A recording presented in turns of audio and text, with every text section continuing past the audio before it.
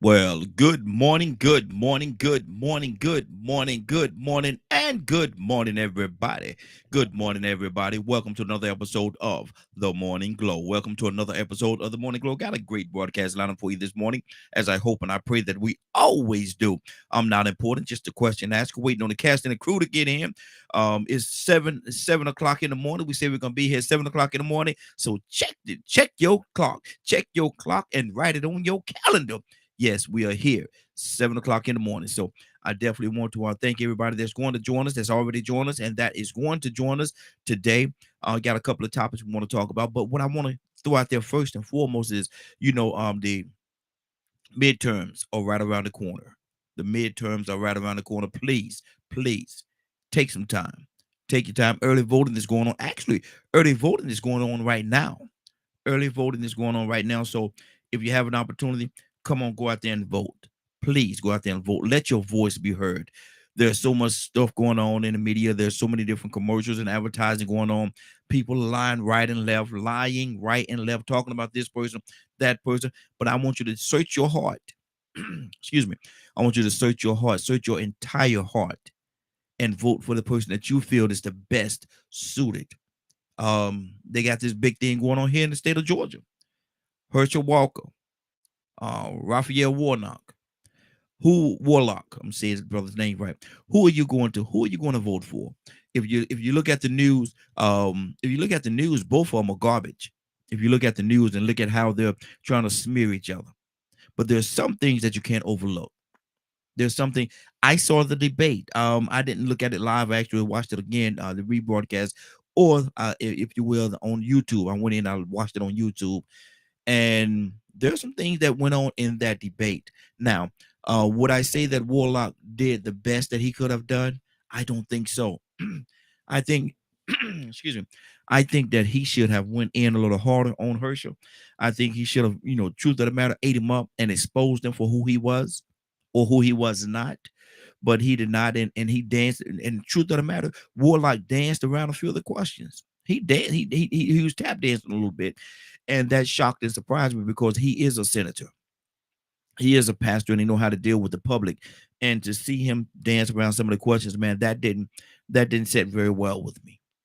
But then his counterpart, some of the things that he did, and the childish behavior that his counterpart had, even to the point where they had discussed what they was going to do or what they were not going to do. And excuse me, and I think he waited on that opportunity. I think he waited on an opportunity to take that little fake badge that he got, to take it out and display it. And they talked about that. They had some conversations about that. And in their conversation, they said that that is the equivalent of a little Boy Scout badge. Don't have any arresting power at all. But he put it out there proudly and spoke very adamantly about it. Spoke very adamantly about the fact that, you know, I am a law enforcement agent. No, brother, you ain't no law enforcement agent. How you gonna go out there and arrest someone? Well, if that the case, I could do a citizen arrest on somebody. I don't need a badge for that. I don't need to go to do my Cracker Jack box and get and find a badge in a Cracker Jack box and say that I'm law enforcement. They say that they got the commercial that just came out maybe about a couple of weeks ago, where they said a Warlock wife said that he abused her. I don't know the validity of that. There's a commercial that's been circulating for a long time, for about well over a month now, about Herschel Walker's wife saying the things that he did to her, put a gun to her head and all kind of different things. So there's a lot of stuff going on right now. You have to wait through and select what you think or who you think is the best. I can't tell you, or nor will I ever tell you who to vote for. I will tell you who I'm voting for. I will tell you who I'm voting for, but when it comes to telling you who to vote for, that's something I won't do. That's something I would not do. Um, yeah, I would not. As a matter of fact, I'm not even gonna vote. I think you know from my conversation this morning who I'm going to vote for, who makes the most sense to me. That may not line up with what you want or who you're looking for. It may not line up. It may not line up at all. It may not be the same. As a matter of fact, may be totally different. And there's other races going on. And see what the big thing is right now. They're trying to the Republicans are trying to grab the House back. They want to be in Congress. They want to grab all that stuff back so that they can do the things that they want to do. Is it in the best interest of you or me? I don't think so. I don't think so. This situation, the abortion, I was going to put a name on it, but the abortion situation that just happened, that was just overturned not too long ago. Is that to the best interest of everybody involved? How do you feel about it? As a matter of fact, the phone lines are open 508-924-3521, 508-924-3521. Give us a call. Let us know how you feel about this whole situation. That abortion situation, man, how they overturned it. Do you think that's best? Do you think and you may very well say yes. You may very well say no. But let me know what you think. Let me know what's on your heart concerning this whole abortion situation, how they overturned it. Say that a woman does not have, even in a situation of rape, they say that she don't have the right to have an abortion. I would love to know how you think about that. Give me a call. 508-924-3521, 508-924-3521. Give us a call. Love to hear from you. There's like I said, there's so much going on right now. There is so much going on. Um, nah, not, I was ready to go into something else, but I think I'll stay right here for a minute, man. And I want to know from each one of you what you think about what is going on, how this whole thing is playing itself out. Is it politics as usual? That's I think that's the part we need to look at as well. Is this politics as usual? Is this the Democrats and the Republicans just going through the motion? Politics as usual. They're gonna do what they have to do to win. They're going to say what they want, what they have to say, if you will, to win. What do you say to that? Again, 508-924-3521, 508-924-3521. Waiting to hear that bing. And when I hear that bing sound, I know somebody done called in here. And hold on for a second. I'm multitasking. They're gonna sound. See, you hear that? See how the thing work? It's a great thing when you got family and friends that look out for you. Now, oh Lord, we got a heavy hitter. We got a heavy hitter. One of my heavy hitters are here. Mr. Hicks. Good morning, Raheem. Good morning, sir. How you doing this morning? I won't complain. Just chase your way. There you.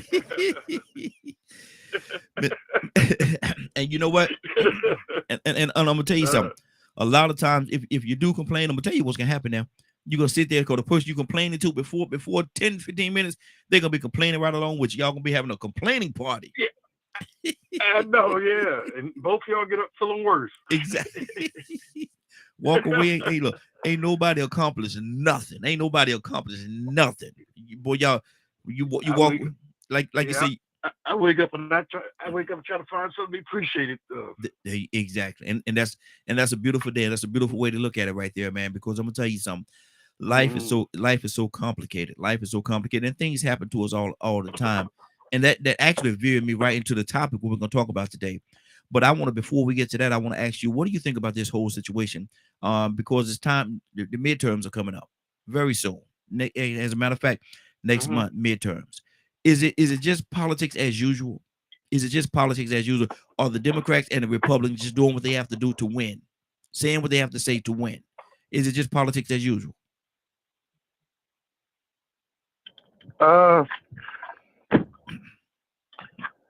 I think let me get my speaker on here. Can you hear me? Yes, I hear you loud and clear. You come through very good. Okay. Just getting out, coming in from the truck. It seemed like it's different.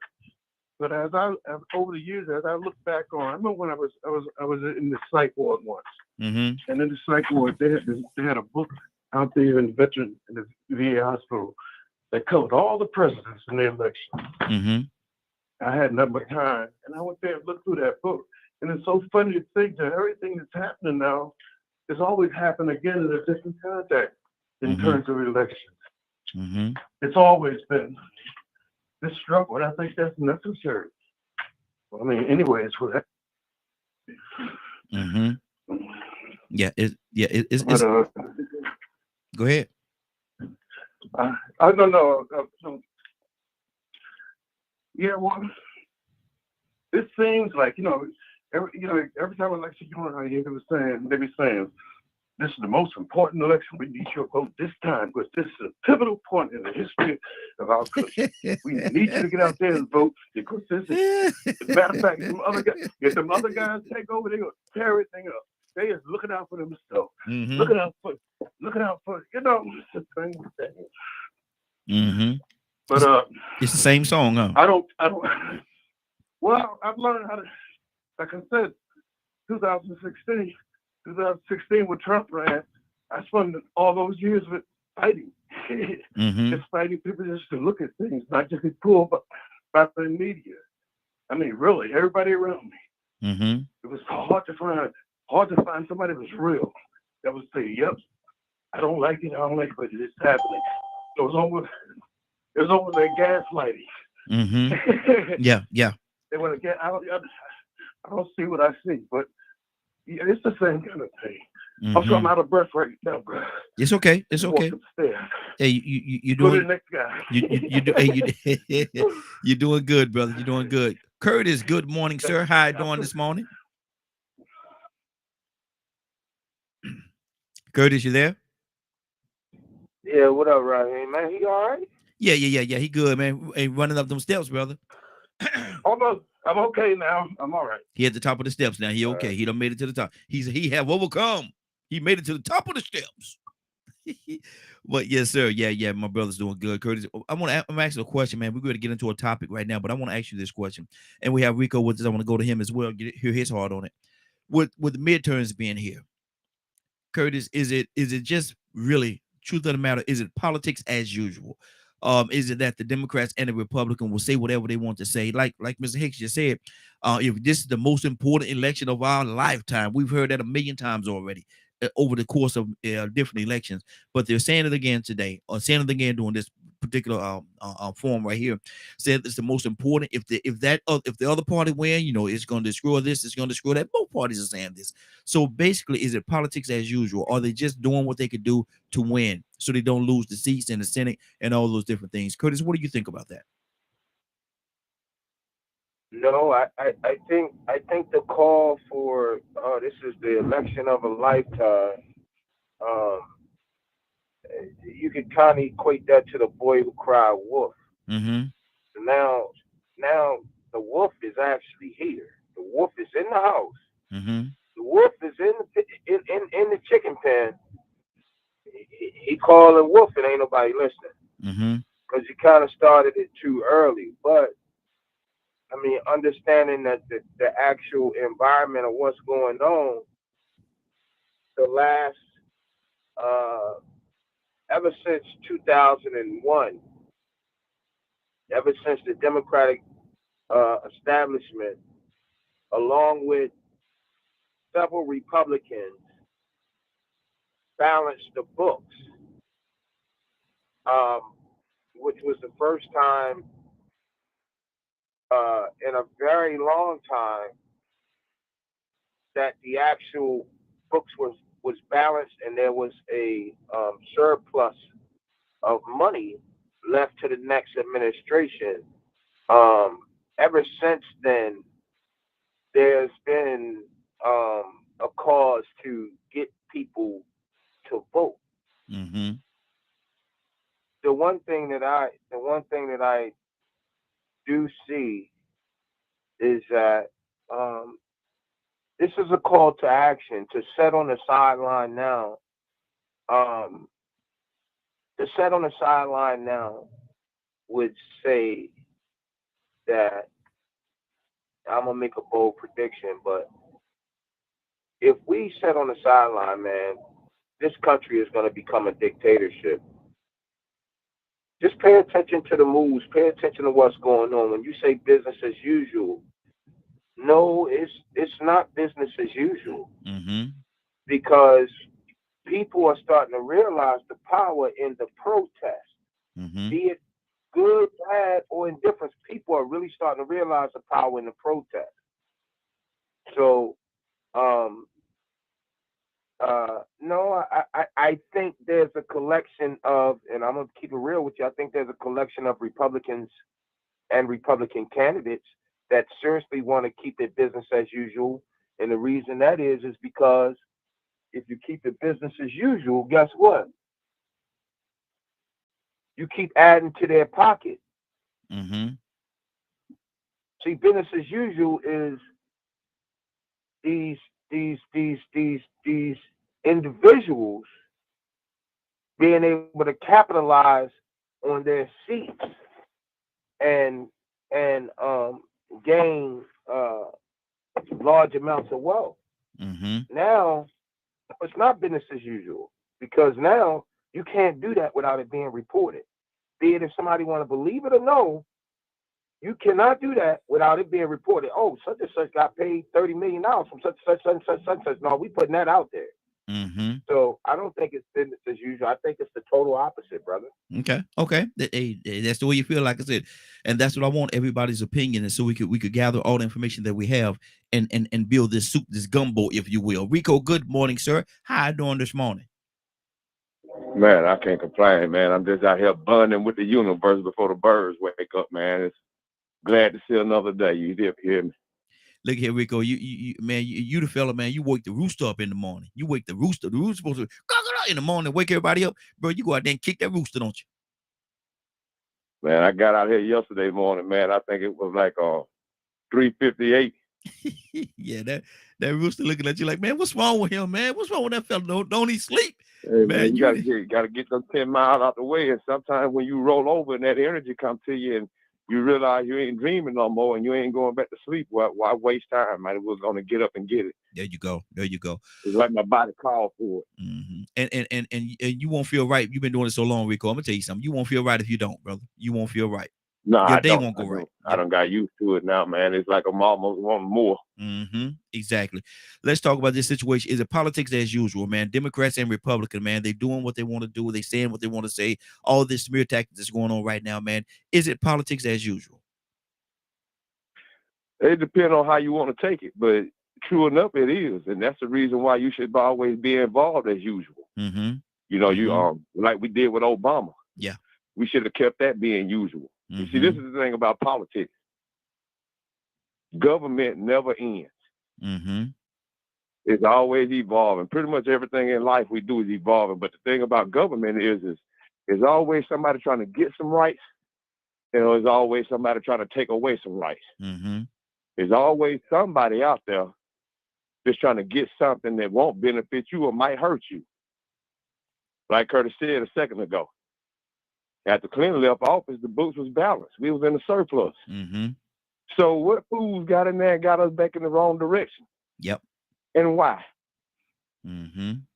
Now, if you don't participate and understand that your business as usual should be to make sure the people that are in these seats don't work against your best interest, but for your best interest or for the best interest of all, then you need to make that your business as usual too. Mm-hmm. Because we know there's corruption that goes on. Yes, sir. So some people could say it's business as usual, just throw their hands up, watch it happen, and then keep complaining for the next 20 years. Mm-hmm. Or they could say, well, you know what? I'm finally seeing now the reason why they continue to be able to do it, because the people that are complaining don't participate. See, it's a way that they get into those seats. Mm-hmm. And they want it so bad that they'll cause conspiracies. They'll say the ballots were mismarked because it was stolen from Gore. Yeah. But sometimes if people actually participated, and when you really look at the demographics and know, you know what I'm saying, where people stand in as far as class goes, if everybody participated the way they were supposed to, and if everybody had their rights to vote that had them taken away, it probably wouldn't even be any controversy. Mm-hmm. It would always probably be a landslide. Because Rico, one thing about it. Let me ask you a question, Rico. With one side, go ahead. Because you said something, and you spoke some truth for a second. It was stolen from Gore.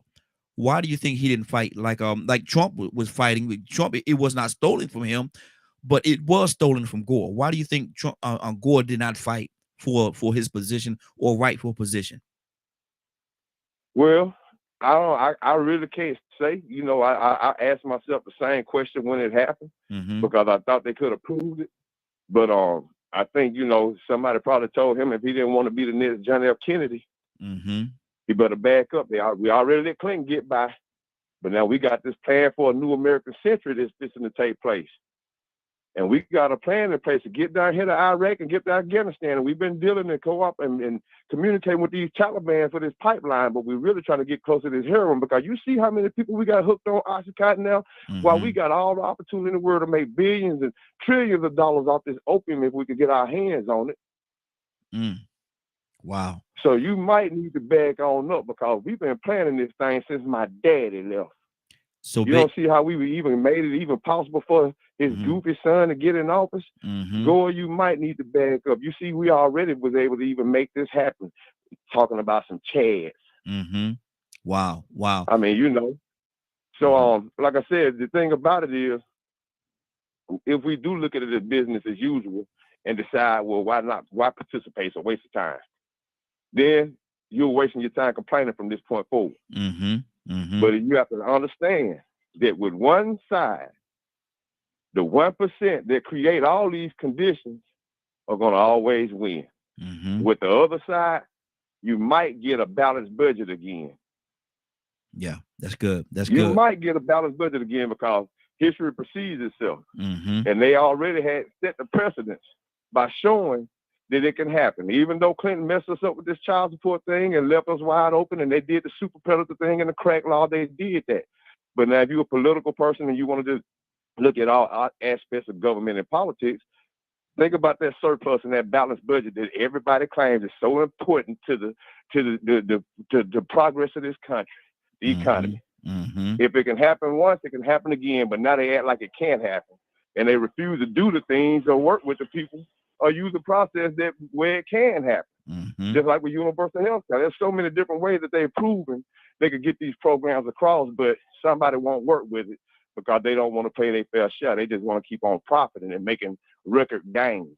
Exactly. Let me go to Mr. Hicks. Mr. Hicks, let me ask you this question because Rico put something out there a second ago, and he said something, and I heard what he said, but I'm gonna ask you the question based on what he said. Is our government, because they talking with the whole opioid situation and how they push certain drugs in the community, in certain communities,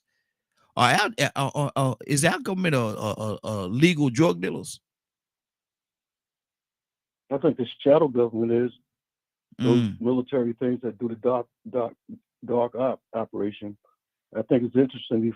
9/11, the day before, they announced the $6 trillion, I think it was, dollar money that's dropped that you couldn't account for. But 9/11 happened right after that, and they never got really covered, not even now. So I guess I don't know. It's a futile conversation, man. I try to get with this into politics. It's just so touchy. It's like talking about religion. If we sat down and talk about what is the gospel and what's the foundation it's built on and what's the belief, there'd be a lot of confusion because there's confusion in how the books was interpreted and how people commentated on for all these centuries. So you never get a clear argument. You just end up on a side. I think with me, I don't look at the side. I look at the direction where it's headed and what they say they're gonna do. And for me, can you believe them? Being a veteran, can you believe them? Sir. Can you believe them when they say what they're gonna do? When they say what they're gonna do, can you believe them? I believe half of it, a part of it, because the politics involved inside is still going to support the drugs for the dark trades, human smuggling. That's part of the underground economy. So the thing like we looked at, and even looking at the Kennedy assassination, there's so many other people wanted him, the criminals, neocons, and a whole bunch of things. But for me, I can't look at politics on either side and come out feeling sure about anything. I don't feel sure to any of them. I feel more voting against the left I guess to me, I see the left pushes toward Marxism and socialism, and I see it as a danger because historically it showed itself to be a danger. So you get people that want to change the meaning of words and groupthink and criticize and cancel you if you don't think the way they say or don't say the way the populace is going, the crowd, the herd. So yeah, It's from a the lot. very origins of the country, it's always dealt with drugs. Okay, Curtis, what do you? Hey, Ray. Yes, sir. Yeah, let me just chime in here real quick because Mr. Hicks makes some really good points, but I do have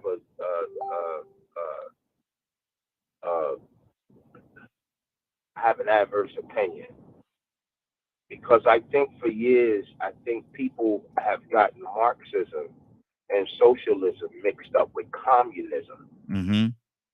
And their Marxism and socialism is very much close to each other, right? Mm-hmm. Communism is something totally different. When Karl Marx, and I believe the guy's name was Hildenberg or whatever, when they wrote the Communist Manifesto, Hitler did not. What a lot of people don't realize is Hitler did not. They took parts of the Communist Manifesto to create communism. They did not follow the Communist Manifesto according to the way that it was written. When you look at Marxism was the right way. Hold on. Let me finish. When you look at Marxism is honestly based off of a system from the Nubian people. That's what it's all based on.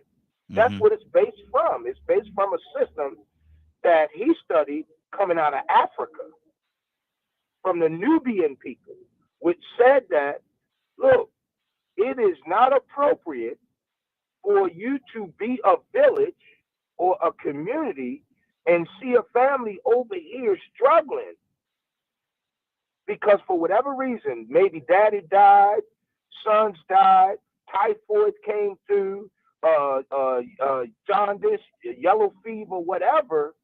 It is not humanly appropriate to watch these people struggle when you have an abundance of resources. It is only fair that in our community, we share resources and responsibilities.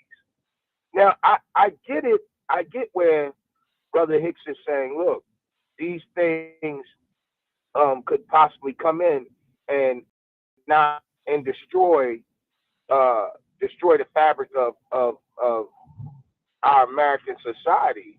Well, that's only the destruction of that fabric is only based on the fact that you destroy the haves. You separate the haves from the have-nots, and you take from the haves. So I don't know. I'm not saying that he's wrong in his, in the way he laid it out. I'm just saying that a lot of people really do not understand, nor have they really read or even grazed through Marxism and socialism. I'll land the plane here. The American military benefit system is based on socialism. That is universal health care. That is, do you know that when you go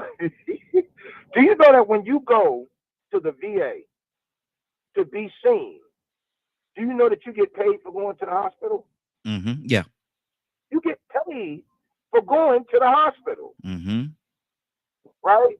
The way that whole system is set up is on a socialist kind of platform. The reason it becomes not palatable is because when you base things on that, the haves cannot steal. See, if you say that, if you tie the three together, in Marxism and socialism, there will never be a dictator. There will never be a dictator. It is equal government across the board. Okay. Let me I know Mr. Hicks have something you want to say in response to, maybe not even in rebuttal, but in response to what you just said. Mr. Hicks, what's on your heart, brother? Well, it's hard in a 3-minute period to talk about communism, Marxism, and the origins of it. I came out of prison as a Marxist. I mean, not just picking a name for the name. I believe in it. Mm-hmm. I believe in the have against the have-nots, and trying to get this utopia, taking care of everybody. There are good points to that. I think early Christians practiced a form of communalism. They brought all their food together. They ate in one person's house and they discussed the words. You bring food if you had. If you don't, you come and you eat anyway. Mm-hmm. But when you, I don't know how. I got a suggestion. If you haven't read the Gulag Archipelago, the rise and destruction of Russia, doing Stalin and those guys running their thing over there. If you look at that and see the roadmap of what led to all those leading peoples dying under their system of government, you can understand how the patterns are set now. I mean, the whole concept of canceling came from the Gulag Archipelago, but they didn't cancel you then. They just send you away to a camp somewhere to work, a gulag. So if your thoughts, in fact, inside the prison system, there were people got locked up. It was the people that was criminals that was put as in charge of the other inmates, because the basis that they were built on is that these people committed crimes because of the injustice of society, and they needed a shot. But the other people from the other political party, the politics that didn't agree with the politics of what they were saying, they are the bad guys. We got to kill them. And that's what it was. They went into the community and told them, say, look at the people down there, got all this food. They got more food than they need, and y'all ain't got nothing. So what they did was, it's like what you see happen now. All out of the West, people breaking in and crashing and stealing stuff. Same thing. Mm-hmm. Mm-hmm. The hate against police and fighting the police. That was the Panthers Party thing. We monitored the police. We fought the police. They was the first line of defense of the the patriarch. Mm-hmm. But so I understand people being where they are, but I think the issues are so complicated that we really can't get a grasp on it. And when we do, we have a different perspective on things. It's hard to get together until you recognize that the whole system is corrupt. Mm-hmm. And it's corrupt because of the people that we put in office. I agree with things you say, that you got to put people in there. You got to vote. If you have that right, you have the inclination. But in my estimation, a person making a decision not to vote is their right too. They don't have to vote. Mm-hmm. They just let this. Matter of fact, I think in the whole theology developed of Christianity, there's a period where a big debate was going on whether Christians should even vote or participate in the system. That's for a long time that existed. Wow. And the basic premise is that God put people in power. Mm-hmm. He put Pharaoh in power. So you go with his decision. But I'm not saying I go that way, but I understand the arguments have been going on for a long time. Mm-hmm. Wow, that's good. More Rico. Complicated. Mm-hmm. Rico, what's on your heart, brother? Talk to me. The minute I found out that they could take me to court and put me in jail, whether I was guilty or innocent, I realized that I couldn't avoid their system. I can only do it as much as I can. Mm-hmm. But somewhere I might have to participate. Imagine me laying down in the road and cars running me over, and I just keep on sitting there. Look at these cars that keep running over my foot, but I don't do nothing to move my foot. Mm-hmm. That's about how, you know what I'm saying, a person that's saying they don't want to vote, but complains about what happens in politics. I mean, think about it. You know, there's a pro and a con to everything.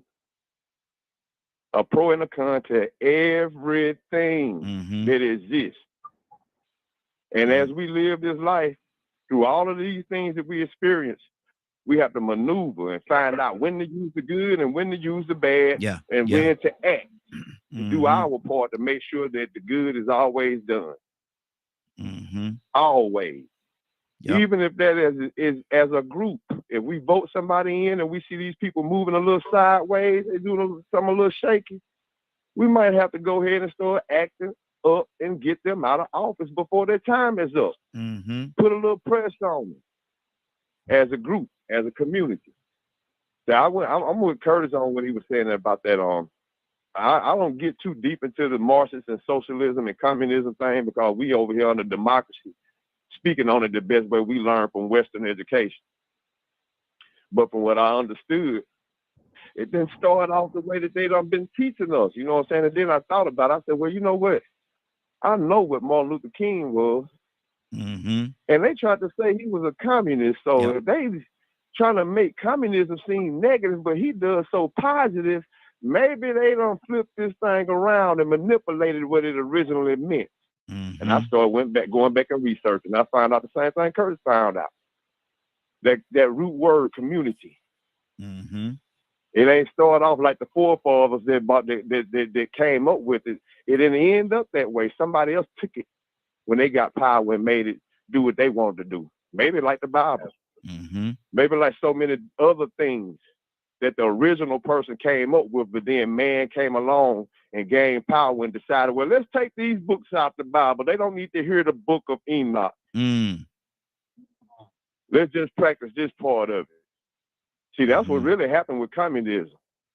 And then somebody over here said, well, you know what? Let's take it and run with it now. We can use that in our favor. And then you know what? That nigga Martin Luther King Jr., he's a communist. Mm-hmm. Well, sign me up for it too. If that's what Martin Luther King Jr. was. Now, based off his actions, if that is what he truly is, that might not be a bad thing.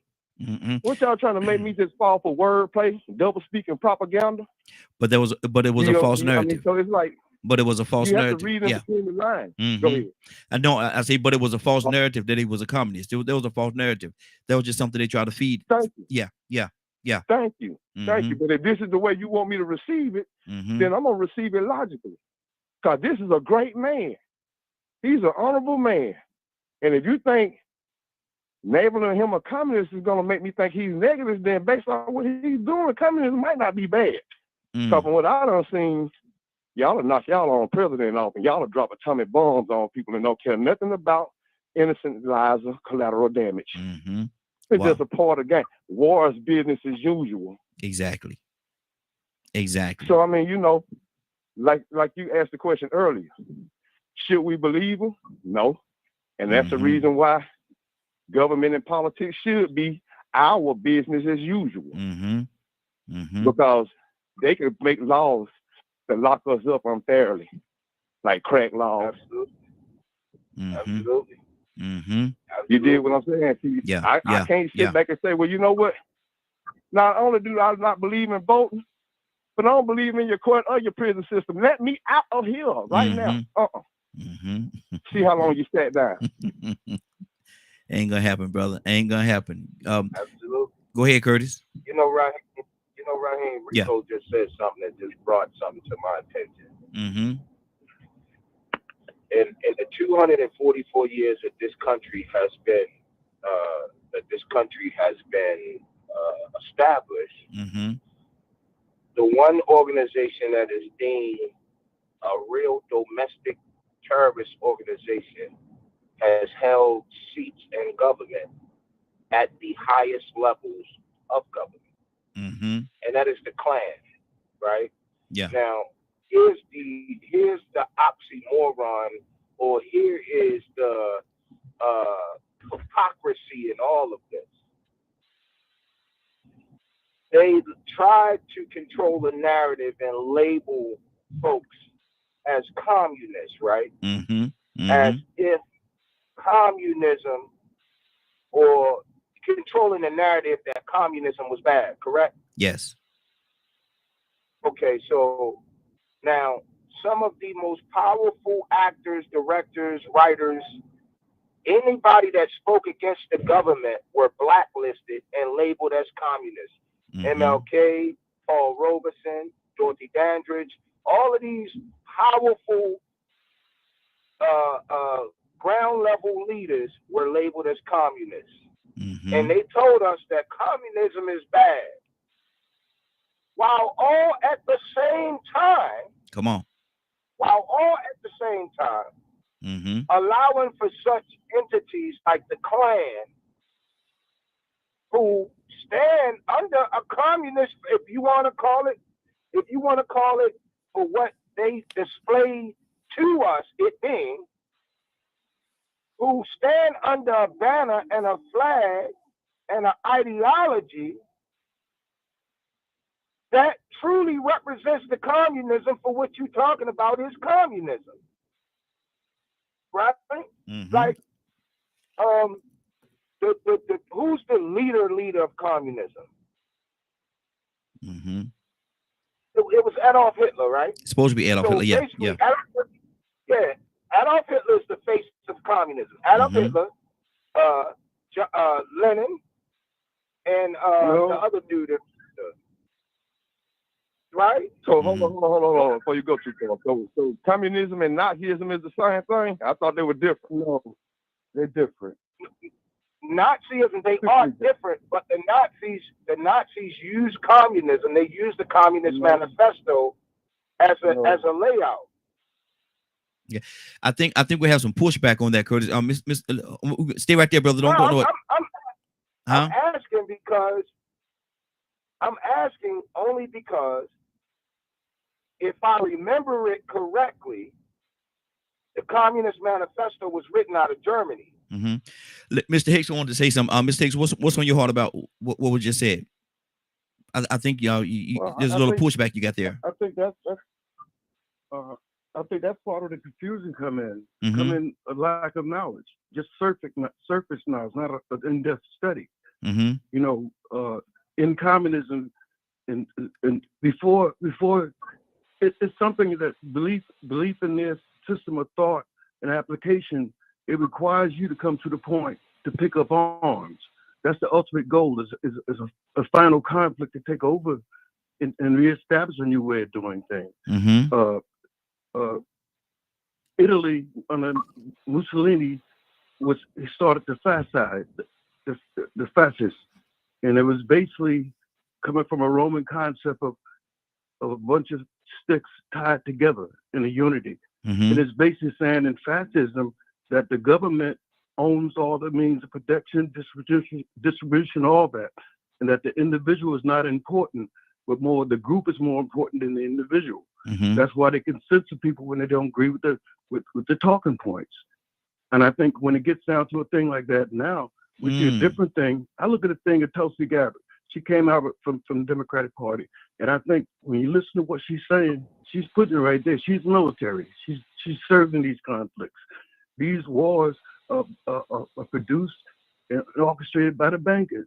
All the wars, from the Civil War all the way down, coming from the Jessups and coming from Darwin's theory of evolution. That's the very foundation of the white supremacy, which is a whole category of economic difference from communism and socialism.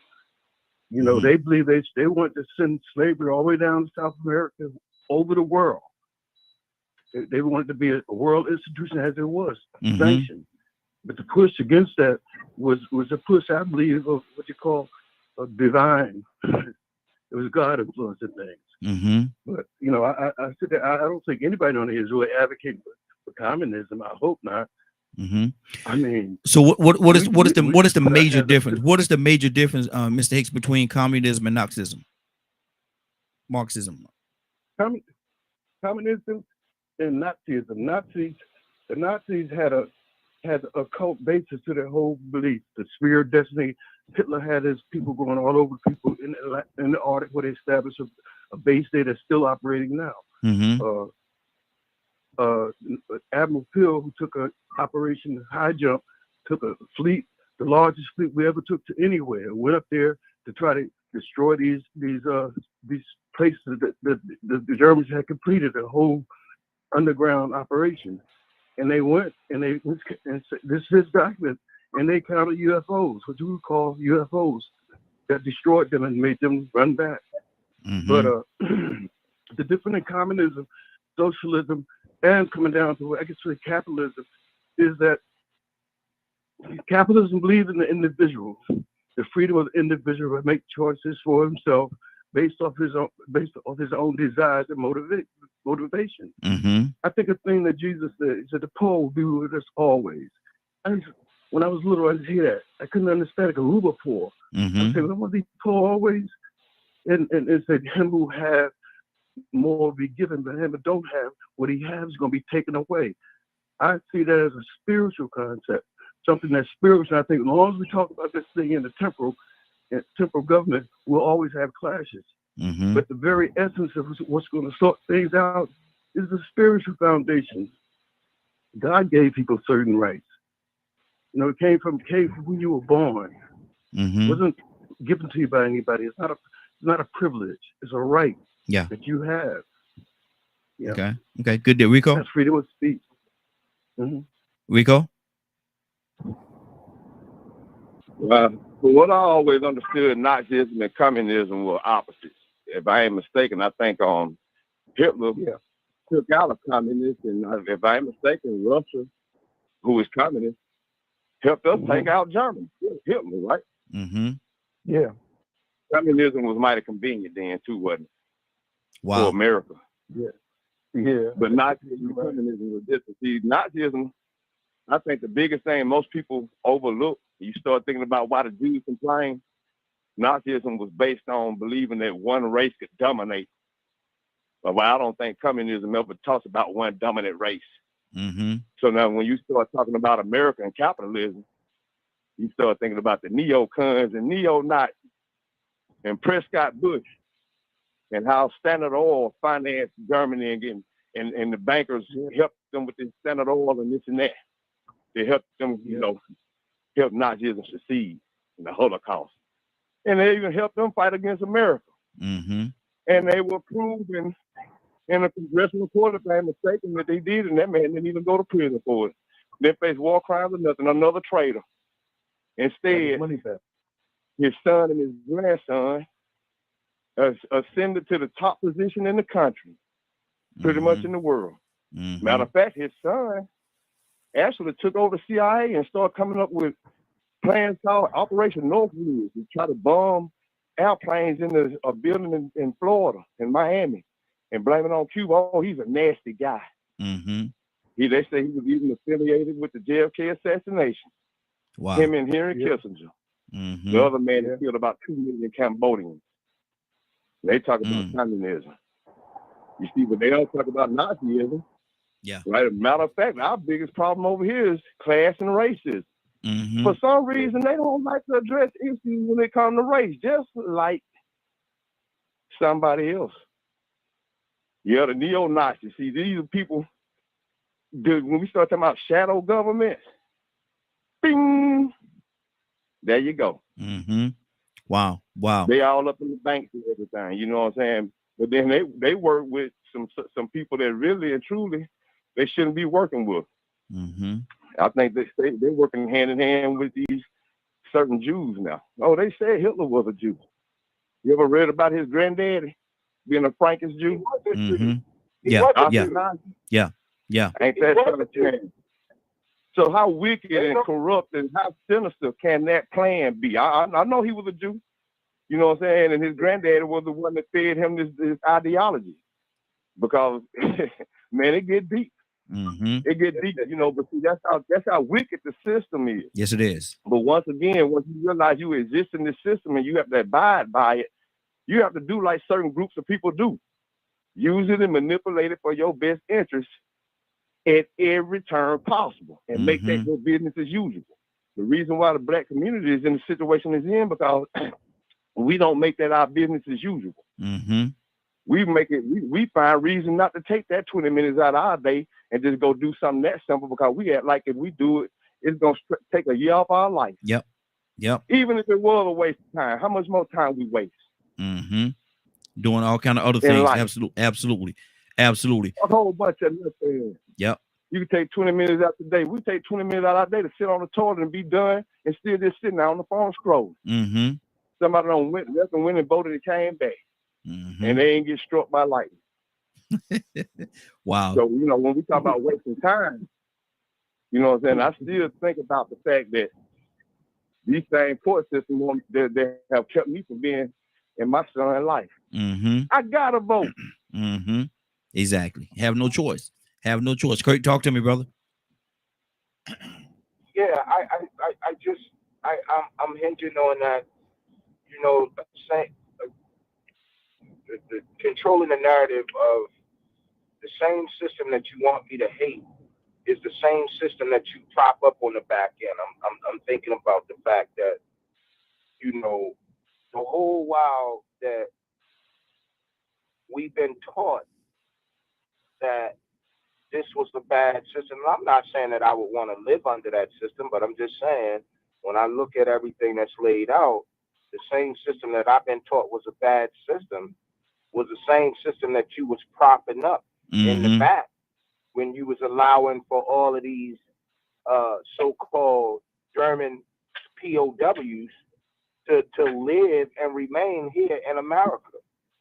So if you wanted to root out the ideology, then after the war was over, you should have sent all of them home. Mm-hmm. Come on. But I think that ties into something that Brother Hicks and Rico was saying, which is the racism quality. It's like I had a talk with a guy that was supposed to be a neo-Nazi some years ago. And I asked him one question. I said, dude, I need you to explain to me how it is that you could tie yourself into an organization that believes that you are less than them. And he was like, well, what do you mean? What do you mean? No, it's about white power. I said, no.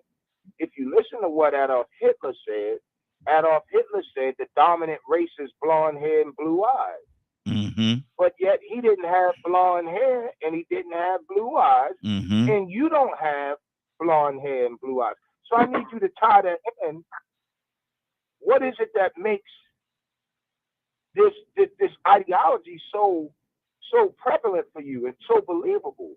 Because the ideology itself says that you're less than them. Mm-hmm. Come on, tell it. Tell it. He got stuck. Mm-hmm. He got stuck. He couldn't say that he was. I said, man, ain't no need in stuttering. I just need you. Look, I ain't beefing with you. If that's what you believe, that's what you believe. But you're telling me that you're willing to believe that another man is greater than you. Yeah. Mm-hmm. I don't get it, man. Like this morning, when I was getting dressed, Joyce Vance did a special on Morning Joe. If you can, Raheem, at some point today, you might want to just bring it up and check it out. She did a study. You know how they do those town hall studies where they talk to voters and this, that, and the third. Yeah. And she talked to a bunch of Pennsylvania voters, black and white. It was crazy to me that it was all black in one panel and all white in the other panel. I didn't get the chance to finish watching it to see if they brought the both panels together. But these white folk had all voted for Trump. Mm-hmm. They all was Trump supporters. And when she was asking them simple questions about what happened, brother, if you could have heard the excuses and the things that these people were saying, and you watched, I want you to watch it so you can watch the body language. Okay. The body language specifically said, I know I'm lying. I know that this is a wrong way for me to think. Mm-hmm. But right now, my race is in peril. If you heard what they were saying, brother, they were saying things like the only person that died as a result of January 6th was that military veteran, that lady that got shot. When we know, what's going on, Eric? When we know that 4 officers died, there was no police brutality. It wasn't no different. These are the things that people are saying as Americans, and if we're gonna stand on that, man, we might as well just follow the turn up right now and let Russia come on in and take over. Wow. If we can't inconvenient truth, Raheem, that is a shame. I mean, they were saying things like, it was a peaceful protest, that Trump had nothing to do with it, that he didn't call for that, that, I I mean, all kinds of things. I mean, if you'd have heard that, but Is you that could is that read something? the Is body that something, language, Curtis? the body. Is that something you can send to me, Curtis? Well, it just aired this morning, Okay, okay. so it I'll look it up. probably won't be up on YouTube until the evening. Okay, I'll look it up. I'll definitely look it up. But it was on Morning Joe this morning, man, and it Mhm. was sad, bro. It was literally sad. Like, it goes back to I asked a question one time on this show. When did the day come where it became? When did the day come when man decided that he can't be wrong? Mm. Mm. Because every great lesson that I ever learned in my life, I learned it because I did something wrong. Yeah. Yeah. Mm-hmm. Exactly. Exactly. I'm gonna tell you something, man. It might sound crazy, but I learned a lot more from my failures than I did my successes. It might sound crazy, but that's where I learned the most from. When I did not get it right, and I had to go back in there and redo it all over again, start all over again. My grandma used to tell me all the time, did you do that? Yeah. Did you do it right? No. No, I don't think so. Well, at first I said, yeah, I think so. And she explained to me why I did not do it right and tell me, go back in there and do it again. Go back in there and do it again. Now I'm spending more time. I'm like Rico said, I'm wasting time. I'm wasting time now. Had I just done it right the first time. 508-924-3521. 50 excuse me. 508-924-3521. Give us a call. We love to have your input. Good morning, Eric. How you doing, brother? I see you over there. Mr. Hicks, talk to me. I'm just listening now, just trying to figure out to say something that makes sense. Let me ask you a question. Let me I'm gonna switch it up for you just a second. I want to hear your heart on this. I'm gonna pose the same question to each and every one of you. Emmett Tills, he just got a statue in Greenwood, Mississippi, October the 21st. They gave a statue of Emmett Tills, Greenwood, Mississippi. Mr. Hicks, what do you think about that? What is your heart on that?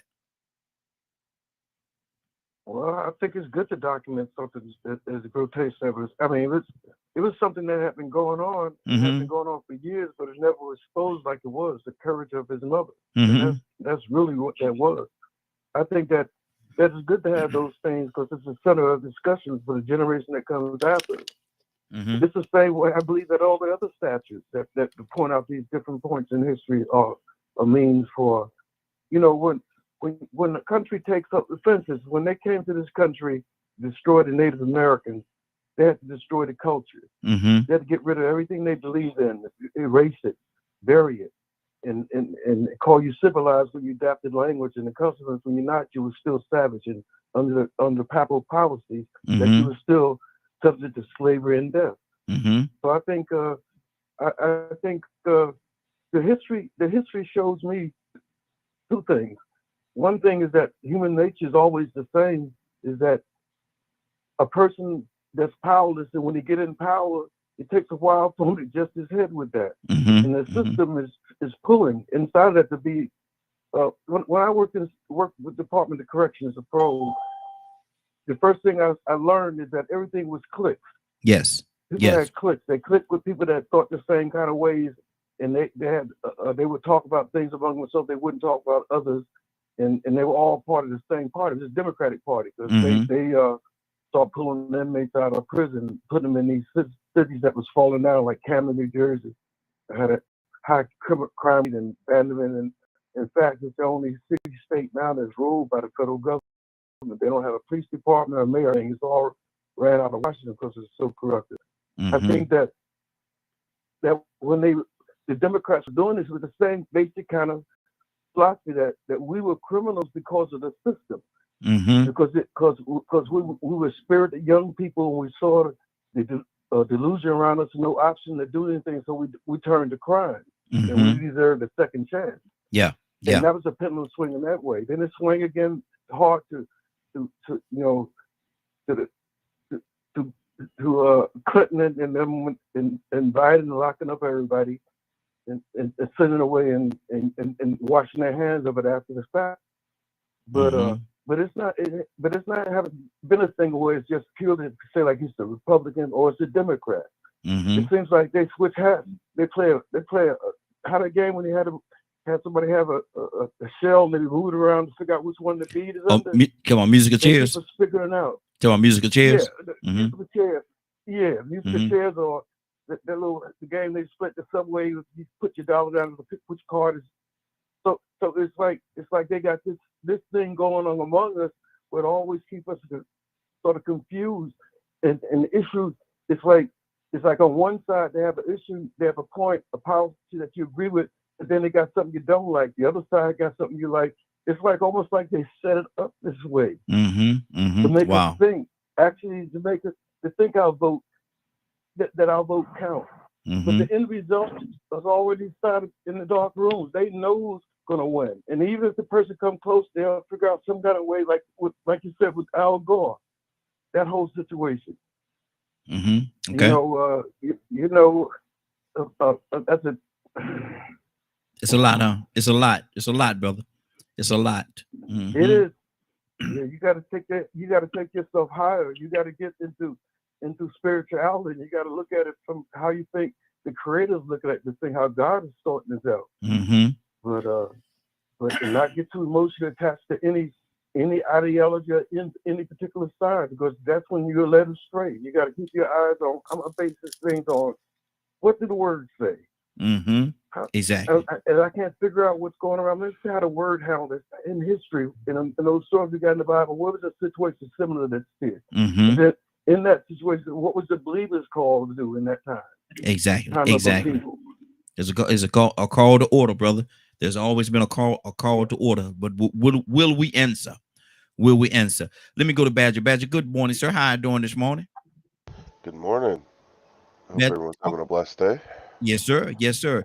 We're talking about Emmett Till. He has a statue placed in Greenwood, Mississippi on October the 21st, 2022. What do you think about that? They put a statue in this young man's honor. Oh man, that's pretty cool actually. Mm-hmm. Um, wow, that's some news to wake up to this morning. Mm-hmm. Mm-hmm. Um, Absolutely. that's man, dude. Wow. Um, and it's actually going to have like the history and everything associated with it. No. Well, from what I'm seeing right now, there's a statue that's placed there, and there's a plaque in front of it. I can't see what's on the actual plaque, but I would love to be able to read that. But go ahead, brother. Oh, okay. Yeah, they actually put the history on it. That's cool. Mm-hmm. Good deal. Good deal. Um, man, that that is such a huge step forward. Mm-hmm. um, go ahead. No, I was just thinking. I was trying to think of. I don't know the history of Greenwood, Mississippi. I don't know the history of that particular place. Maybe some people that live. Rico, you live in that area. I don't know if you live in Greenwood, but what do you know about Greenwood, Mississippi? Yeah, I'm not in Mississippi. Donald might live in that area. I'm in Alabama, man. Oh, okay, that's right. Yeah, I Yeah, keep getting y'all no, too mixed up. that Yeah, yeah. no.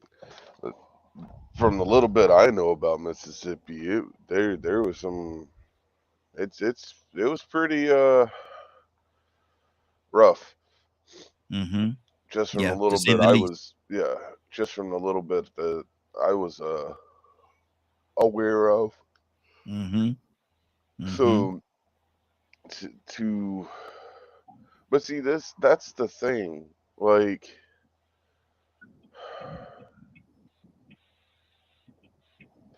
Paul brought up something one time when he came up on the show about, certain perspectives and things like that. There there's a lot of people out here that are pushing for change Mm-hmm. and to be able to be aware of something like that and for them to have done a statue for it. It's pretty cool. Mm-hmm. However, I think it's. I hope nobody takes this wrong because I don't know if I'm going to word it the way I want it to be worded. However, it ain't no reparations. Mm-hmm. Okay. Okay. If Let that me go. makes sense. Mm-hmm. It does. It makes sense. Absolutely. Let me go to Captain. Captain, good morning, sir. How you doing this morning? Hey, good morning, everybody. I'm doing fine. Thank you. Yes, sir. Yes, sir. Asking a question, we're talking about Emmett Till. There's a statue that was erected of Emmett Till in Greenwood, Mississippi on October the 21st, 2022. What is on your heart behind that statue and what it represents and the mindset behind it all?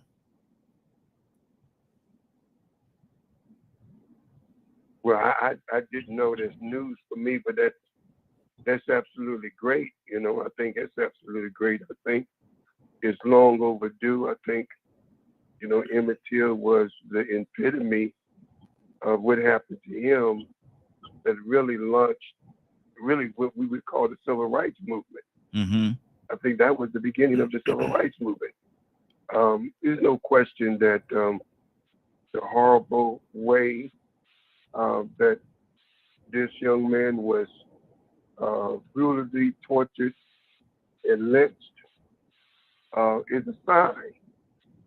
But until you can erect a statue, but is justice going to be Mm. Mm. what happened? The woman that lied, will she be brought to justice? I understand she's still alive, but they're not bringing her to justice. Exactly. A woman, no matter if they would chase a Holocaust um, uh, tormentor or one who have committed war crimes, the Jewish people would chase them until they're in their hundreds, until they're in their 90s, and bring them to justice. Don't give a doggone how many years went by of that kind of injustice.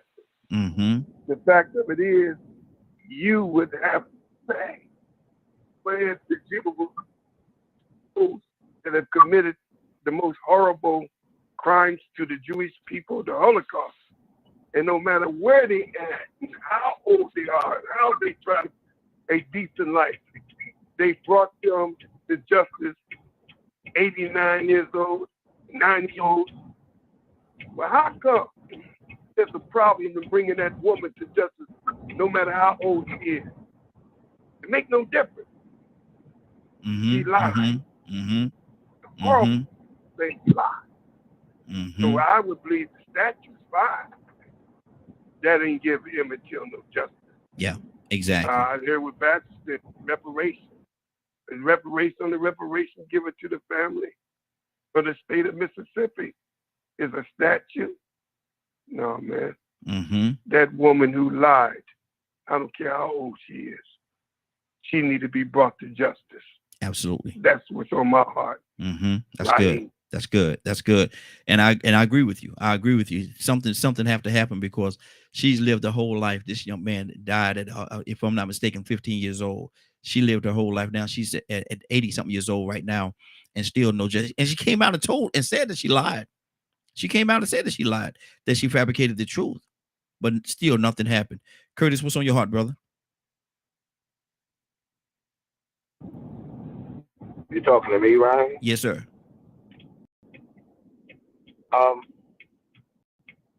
Well, the statue is a start, but the statue does not complete the process. Mm-hmm. Statue is a good start. The simple fact is the lady should be arrested. No Mm-hmm. ifs, ands, buts about that. She should be in prison. That is not even a debate. You know what I mean? Like, if that was anybody else, we would have probably been courted, and you know what I mean?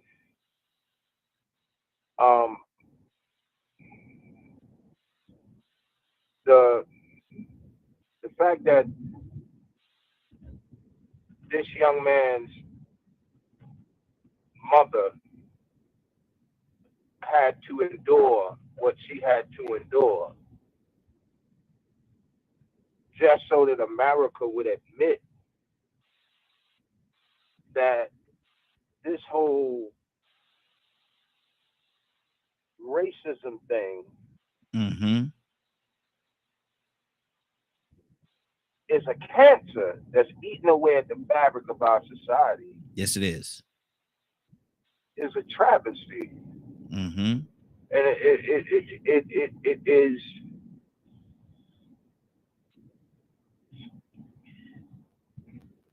it is a continuous reminder of no matter how successful you become Mm-hmm. at any given minute, that success, that very same success, can be taken away Yeah, at the absolutely. drop of a dime. Absolutely. I don't know what else to say about that outside of the fact that this shouldn't have never. Come on, Yeah, exactly. we Exactly. come on. It's 2022. We should not still be discussing the foolishness of white America not feeling comfortable with idea of no longer being an overseer, Mm-hmm.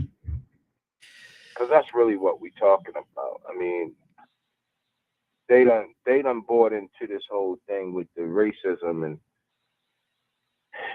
that they're the dominant species. Let's just keep it real. But the truth be told, actually, let me ask you a question. According to the foundation of this country and the progress that has been made, both technologically, ID, how much input has that, and we evaluate them from the advancements Mm-hmm. of thereof. Mm-hmm. How much input has these groups actually? How much influence has these groups actually had in the progress of America? Which group are we referring to? I've always, if you, I guess what I'm asking is, if you take all of the groups and break them down, right? Mm-hmm. Blacks, whites, Latinos, Asians, so forth and so on. How much of the progress that has been made in this country is each group responsible for? I guess that's the word I'm trying to. I guess that's the way I'm trying to word it. Okay, that's that's a heck of a question, brother. That's a heck of a question. Cause I'm curious. Mm-hmm. Mm-hmm. I know that and I don't know, to answer your question, brother. I don't know. That's something I have to kind of delve into a little bit to get to answer. But I will go back to the Emmett Till situation and say on August the 28th, 1955 is when he died, which equates 68 years ago. And now in 2022 is when he get a statue erected in Greenwood, Mississippi. That's 67 years alone. That's a lifetime. That's more than a lifetime for a lot of people. Rico, why do you think it took so long? Oh man. Do we actually gonna ask questions that got obvious answers to them? For the listeners, brother. We're talking to the listeners. Let's talk to them. Yes. Well, we know why. Mm-hmm.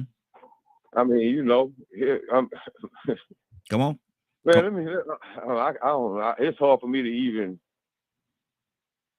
simplify my mind to the point of where I even have to even say, well, because he was black.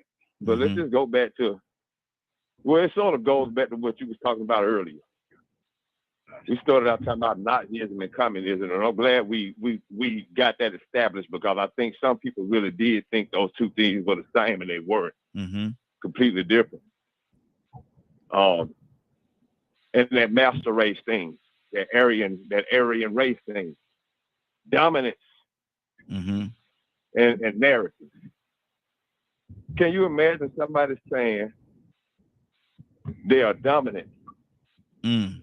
with blonde hair and blue eyes that are the most recessive genes on the planet? Come on.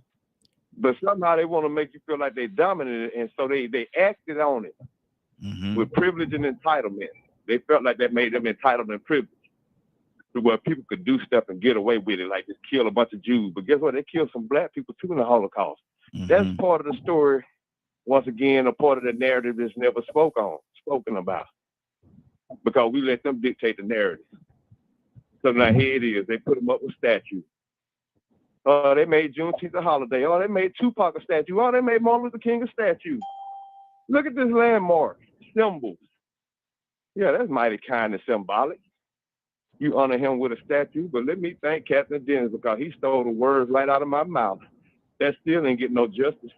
Mm-hmm. That woman's still living. Yeah.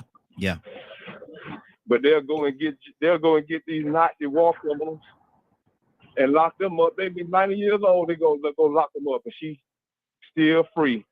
Mm-hmm. And then they found a warrant in the basement that somebody just happened to stick to the side. Well, we're not gonna lock her up for being an accessory to this boy's murder, even though she instigated it. Mm-hmm. That's a double standard. That's what America goes on. But see, we some people will look at this and be like, well, that's an honorable thing. Rico always talking negative. They doing something good, and you talking bad on it.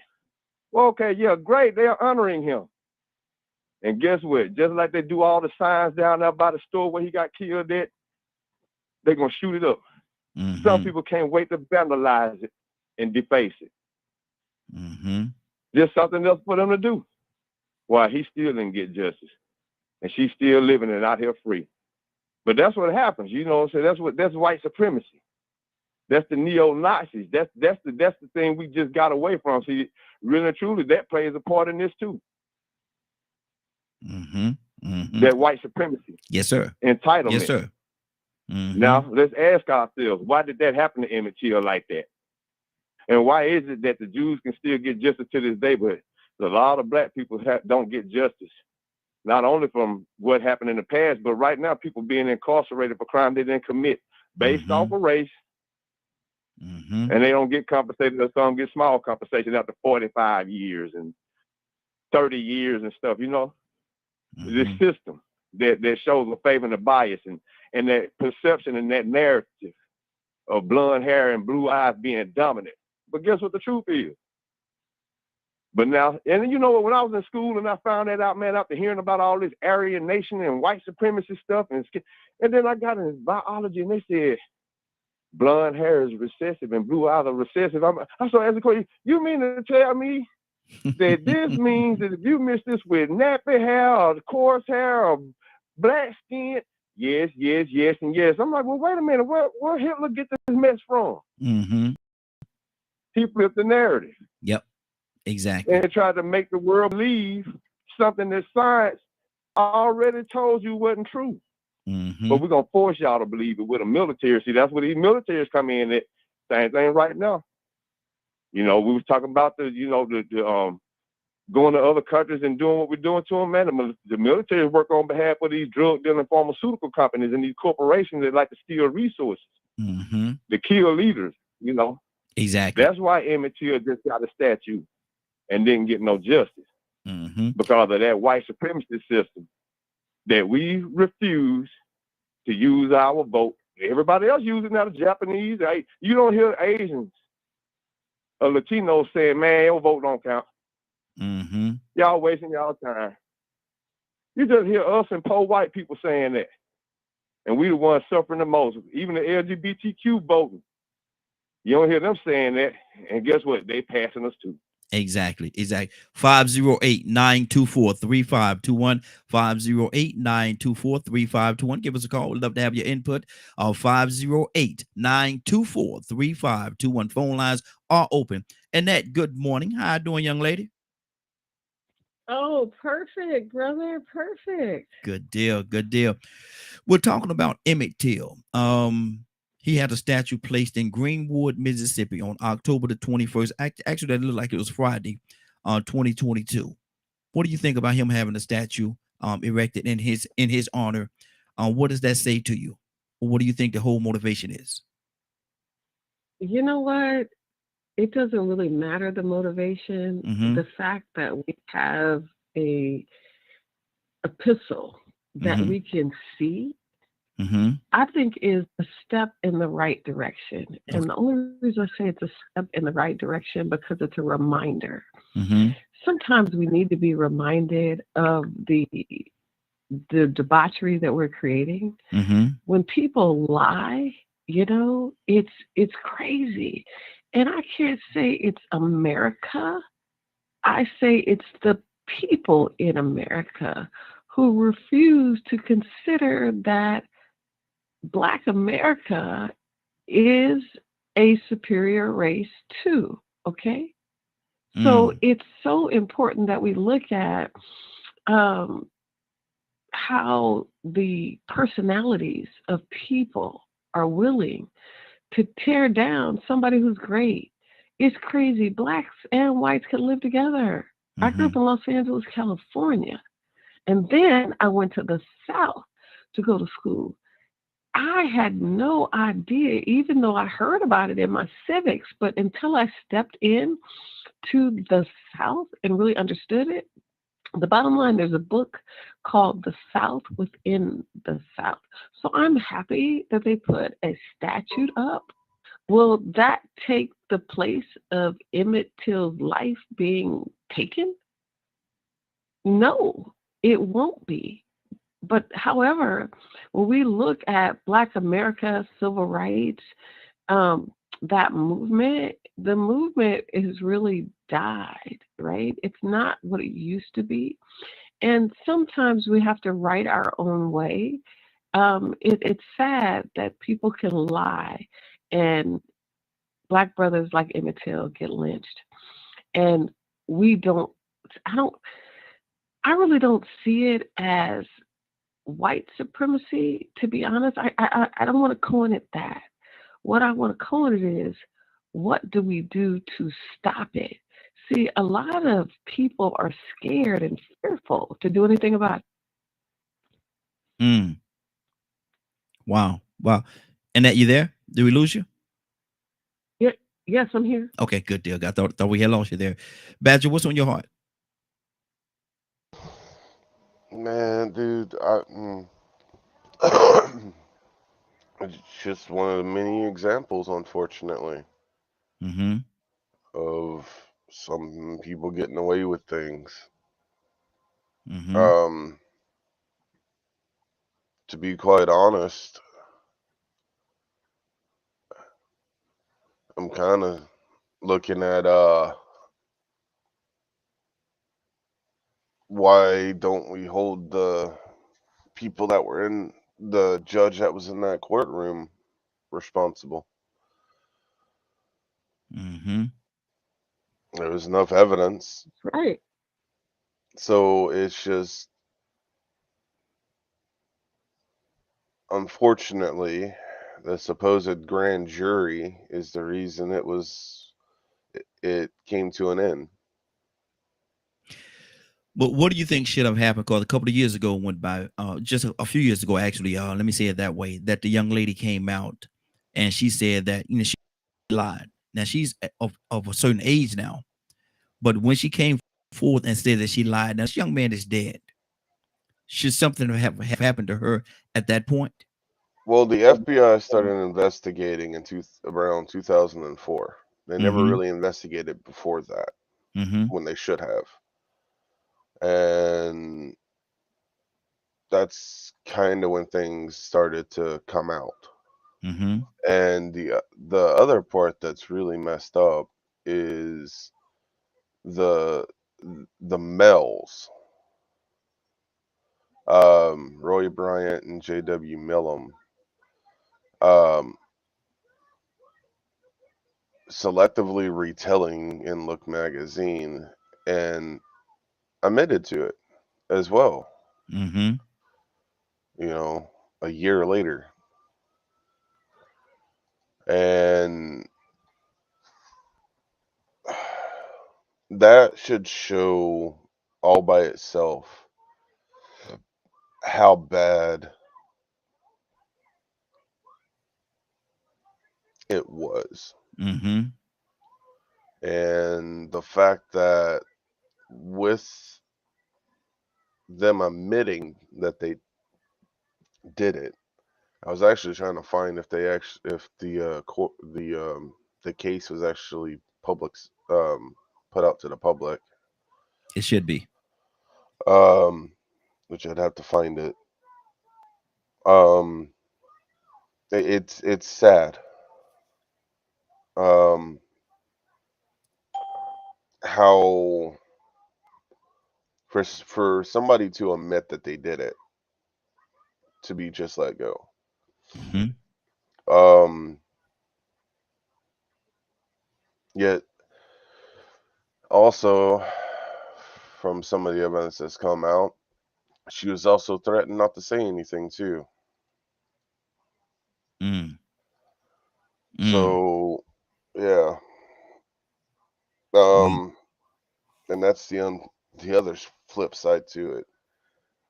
Mm-hmm. Um, it's there is so much involved, especially during that time of what she could have done and what did she choose not to do, Mm-hmm. because it was her husband that also did it as well at that time. So she was living with the man that helped do it. They have killed him. So Yeah. Yeah. so there is no doubt that she was living in fear constantly to ever even speak out. The way I see it, everybody involved should have been incarcerated. Whether she was in I fear, or agree. whether, all of them should have been incarcerated. I don't give a pass to either one of them, because you have a 15-year-old young man, your 15-year-old child, if you will. He's still a young man, that was killed and murdered I 100% for agree. nothing. Mm-hmm. For I nothing. Yeah. Good deal. mm, Captain, what's on your heart, sir? Appreciate you, Badger. Well, you know, they just did a story just recently. I think it was there in Virginia. I think there was 7 men that was accused. Um, it's going to collect some money in the black neighborhood, a white woman. She started off with 3, assaulted her, it went to 4, it wound up to 7. Then there was 1 adult, and all of them within 3 days to a week was tried, convicted, and executed. Mm-hmm. Mm. Now the governor wants to exonerate them. They're dead and they're gone. Yeah. These Mm. men all the way till they were in the electric chair. One screamed and said, "God knows I'm innocent, and you'll see." Mm-hmm. Now these are stories.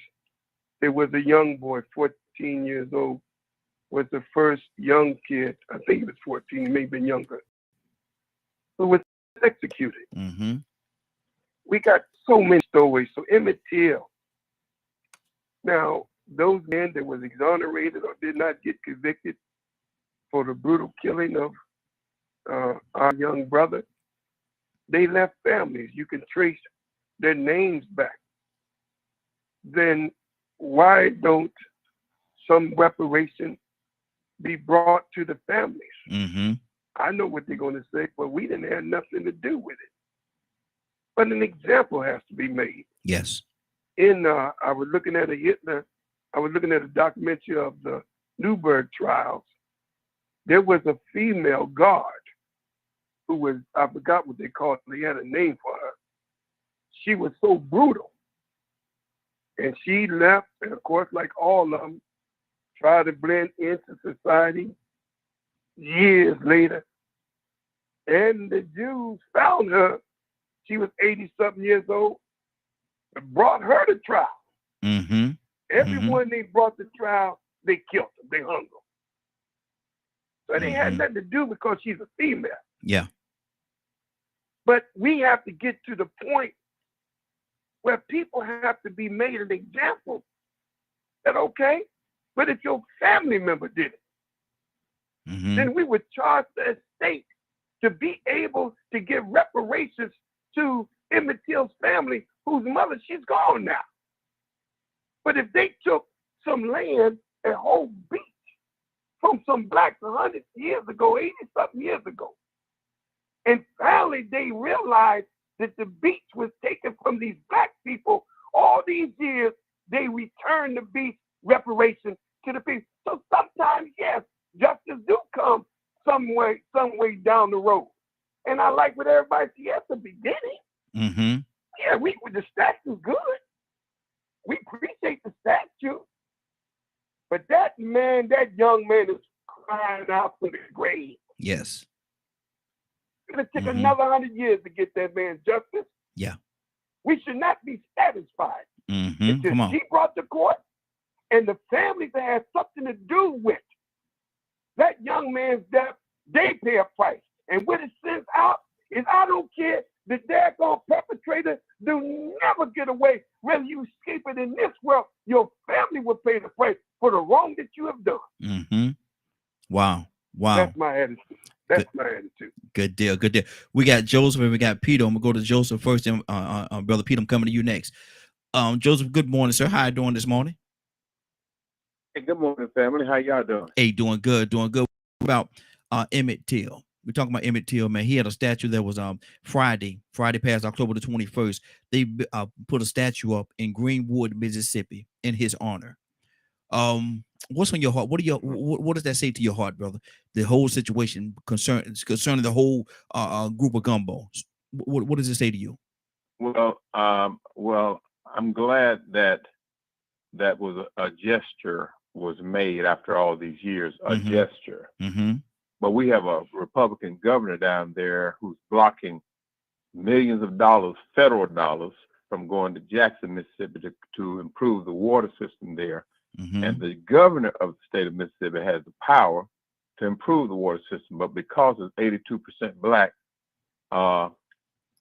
it's obvious why he and that Republican-led government is not moving. So I think the whole state of Mississippi should pay reparation to black folks in the state of Mississippi for the Peach Bowl, for all of the crimes committed against black folks in the state of Mississippi. But Mississippi is not alone. Arkansas, Louisiana, Georgia, all of them should do the same thing. In fact, I think we should start a mass movement for reparation, starting in the South. Yes. You see, because obviously we more emphasis and more value is placed on white lives than black lives. Consider this. We're bombarded with images from Ukraine daily. We spent billions of dollars in military aid to help them fight against the Russians. Next door over in Haiti, where our policy, racist policies, since this country became a nation, and since Haiti became a nation, the policies toward Haiti has been racist. I mean, blatantly racist.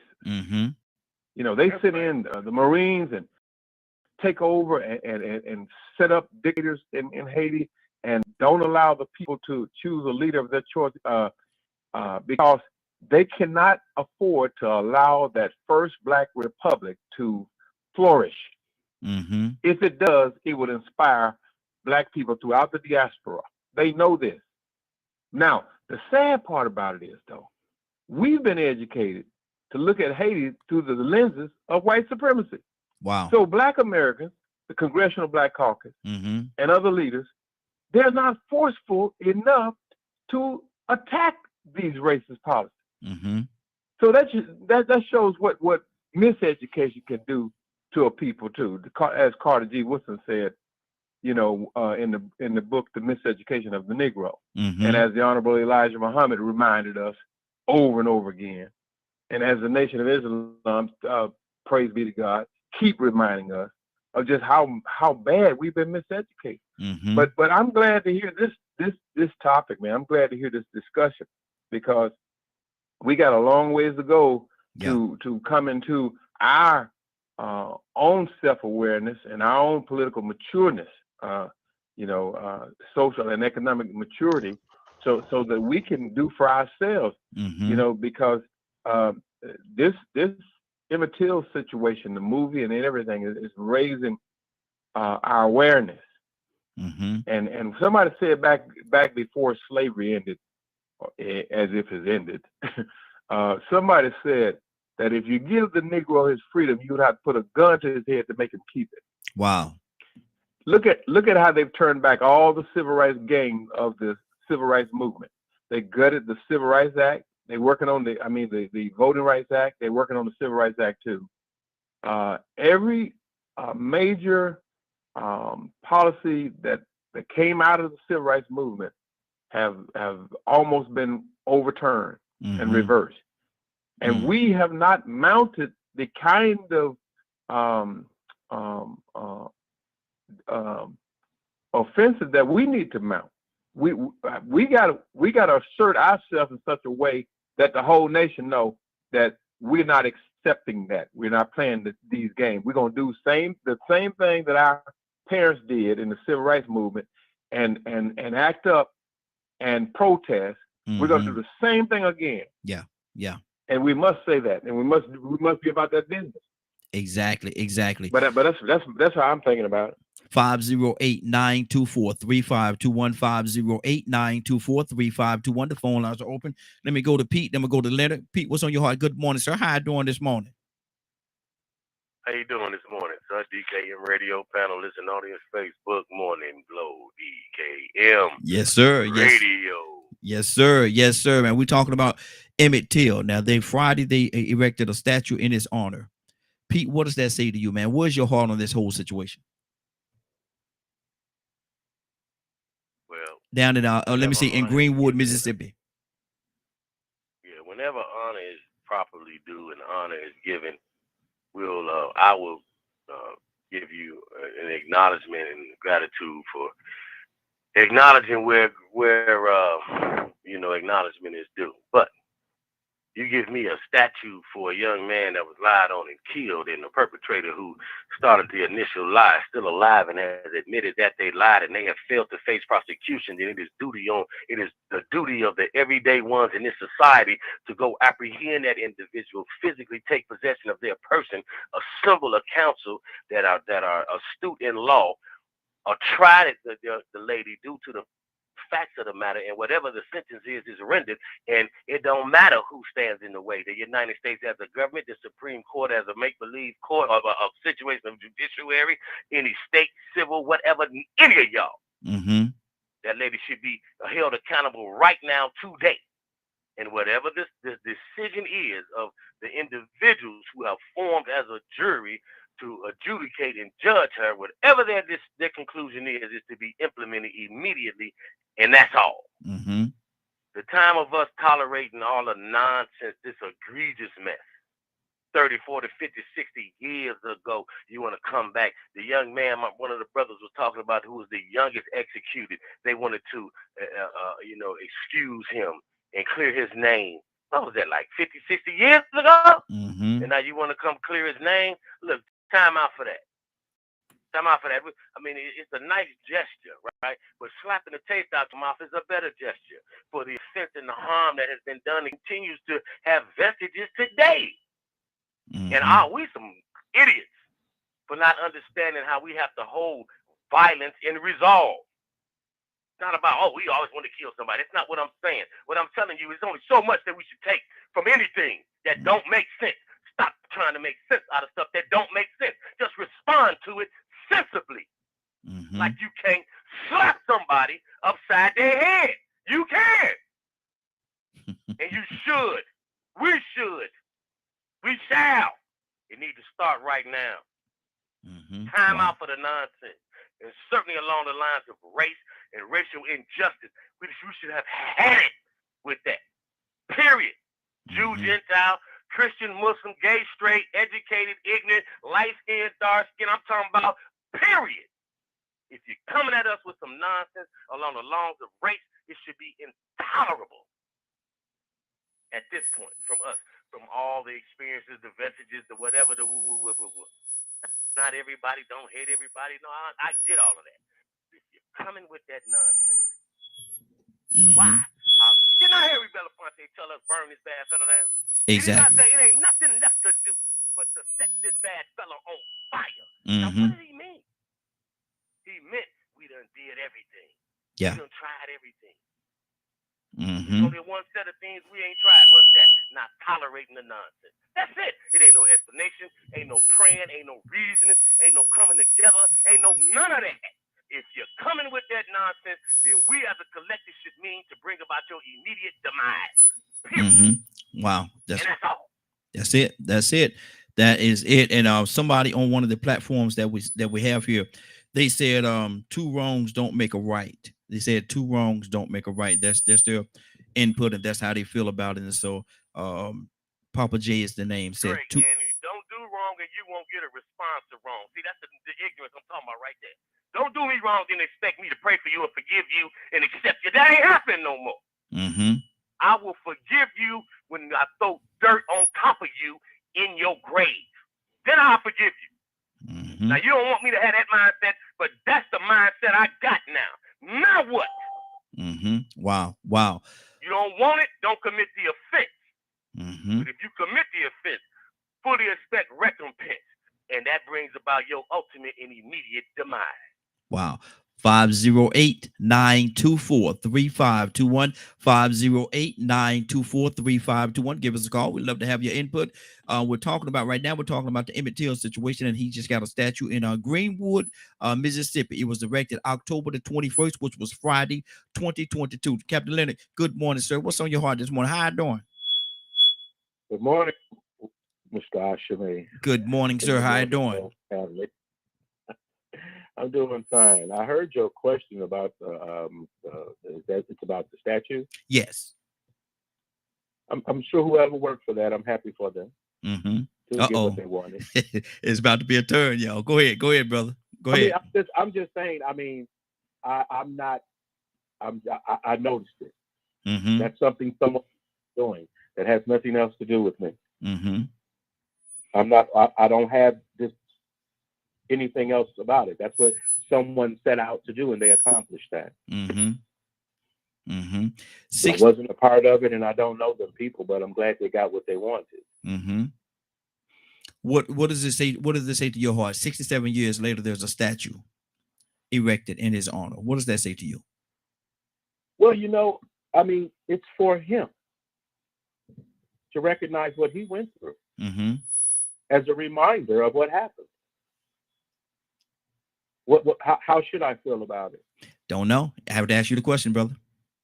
Right, because I don't have any extra feelings for it. That it is what it is. I imagine if I went there to visit, I would go see it. What do you think of the young lady that a few years ago said that it came out that she lied and the truth came out that she did lie, but now he is still dead. He's been dead for a long time. You can't bring him back. Right. You can't bring him back. There's nothing you could do in regards to that. How do you feel about her? What should happen to her, if anything? I don't think no more should happen to her than happens to anyone in their lives about being raped. But a lot of women lie about being raped, but we don't even have laws that go after those women for that. Now, so it's not like it's the first or the last time. Was her story that she was raped? Or that I don't know if he whistled at her, but I think it had a sexual connotation to it. I think it was that he supposedly whistled at her. He pretty much, had intentions or what have you.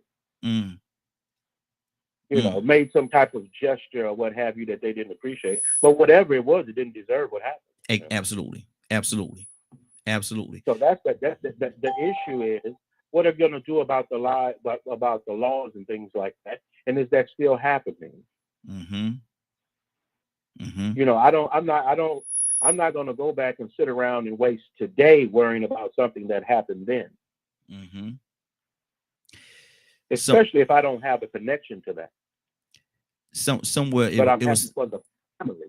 Exactly. Somewhere it was said that a man that do not know his history is doomed to repeat it. And so there's a possibility.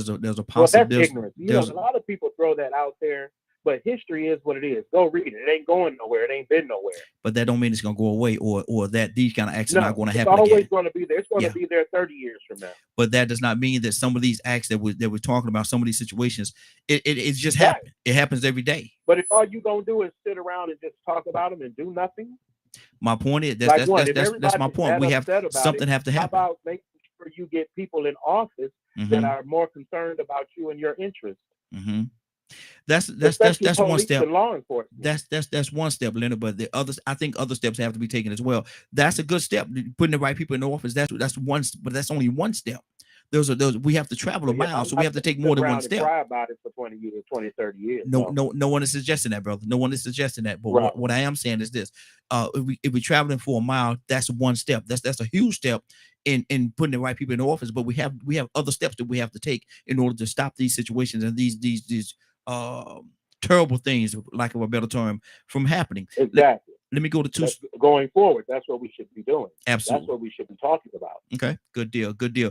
Toussaint, good morning, sir. How you doing this morning? Toussaint, you there? Wait, Toussaint. I was wrestling with a mute button.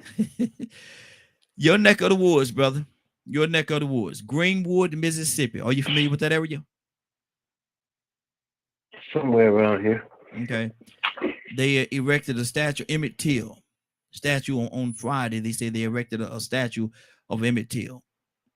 Toussaint, what is on your heart concerning this whole situation? Not too much.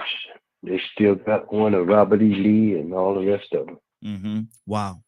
Statue. It's just something to look at. You should send everybody a picture.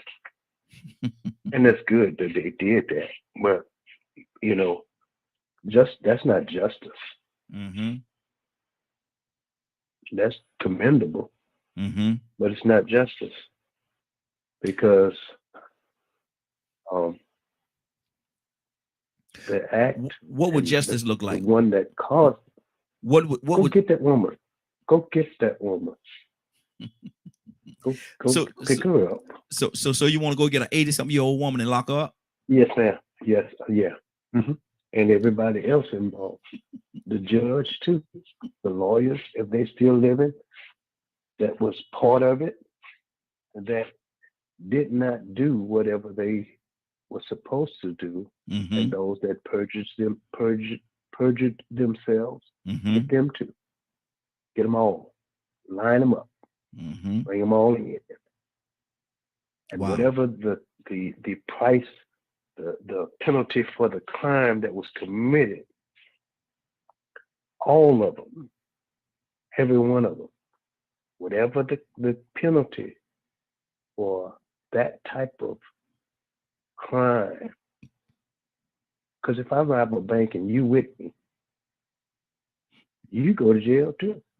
Yeah, absolutely. If I do something so horrible to a person and you with me, we all get the needle, the knife, the electric chair, whatever it is, all of us, right?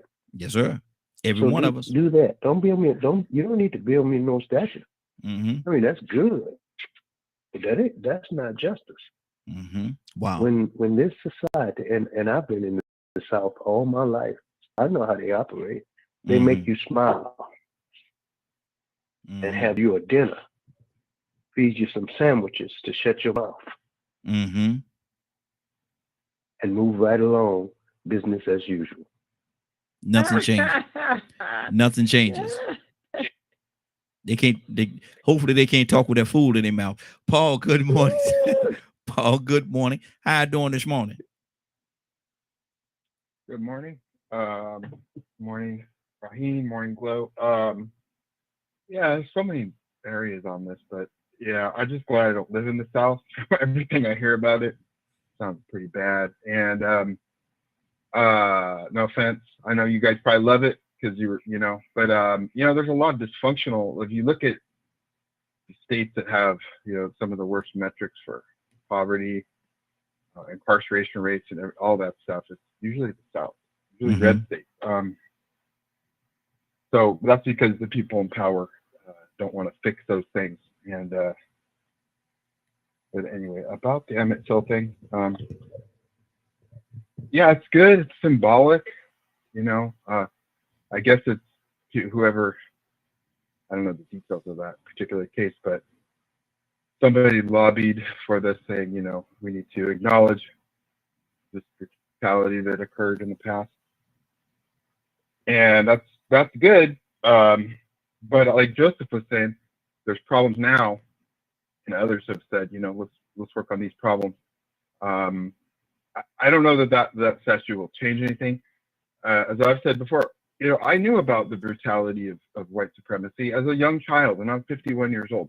So it's not like this information is just brand new and people are like, oh, well, now I know the truth. You know what I mean? It's like, this is not news to anybody, So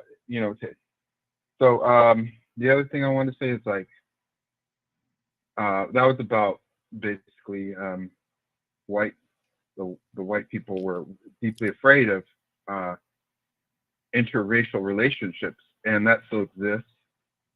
And as somebody who's mixed race, I can speak to that a little bit. And this interesting thing that I've seen is, there's a lot of black people now, prominent black people in the media, Tariq Nasheed being one, and many others of the quote unquote new black media, who are also deeply, deeply opposed to interracial relationships. So I don't know, maybe people have an opinion on that, but I mean, I'm okay with people do whatever you want to do.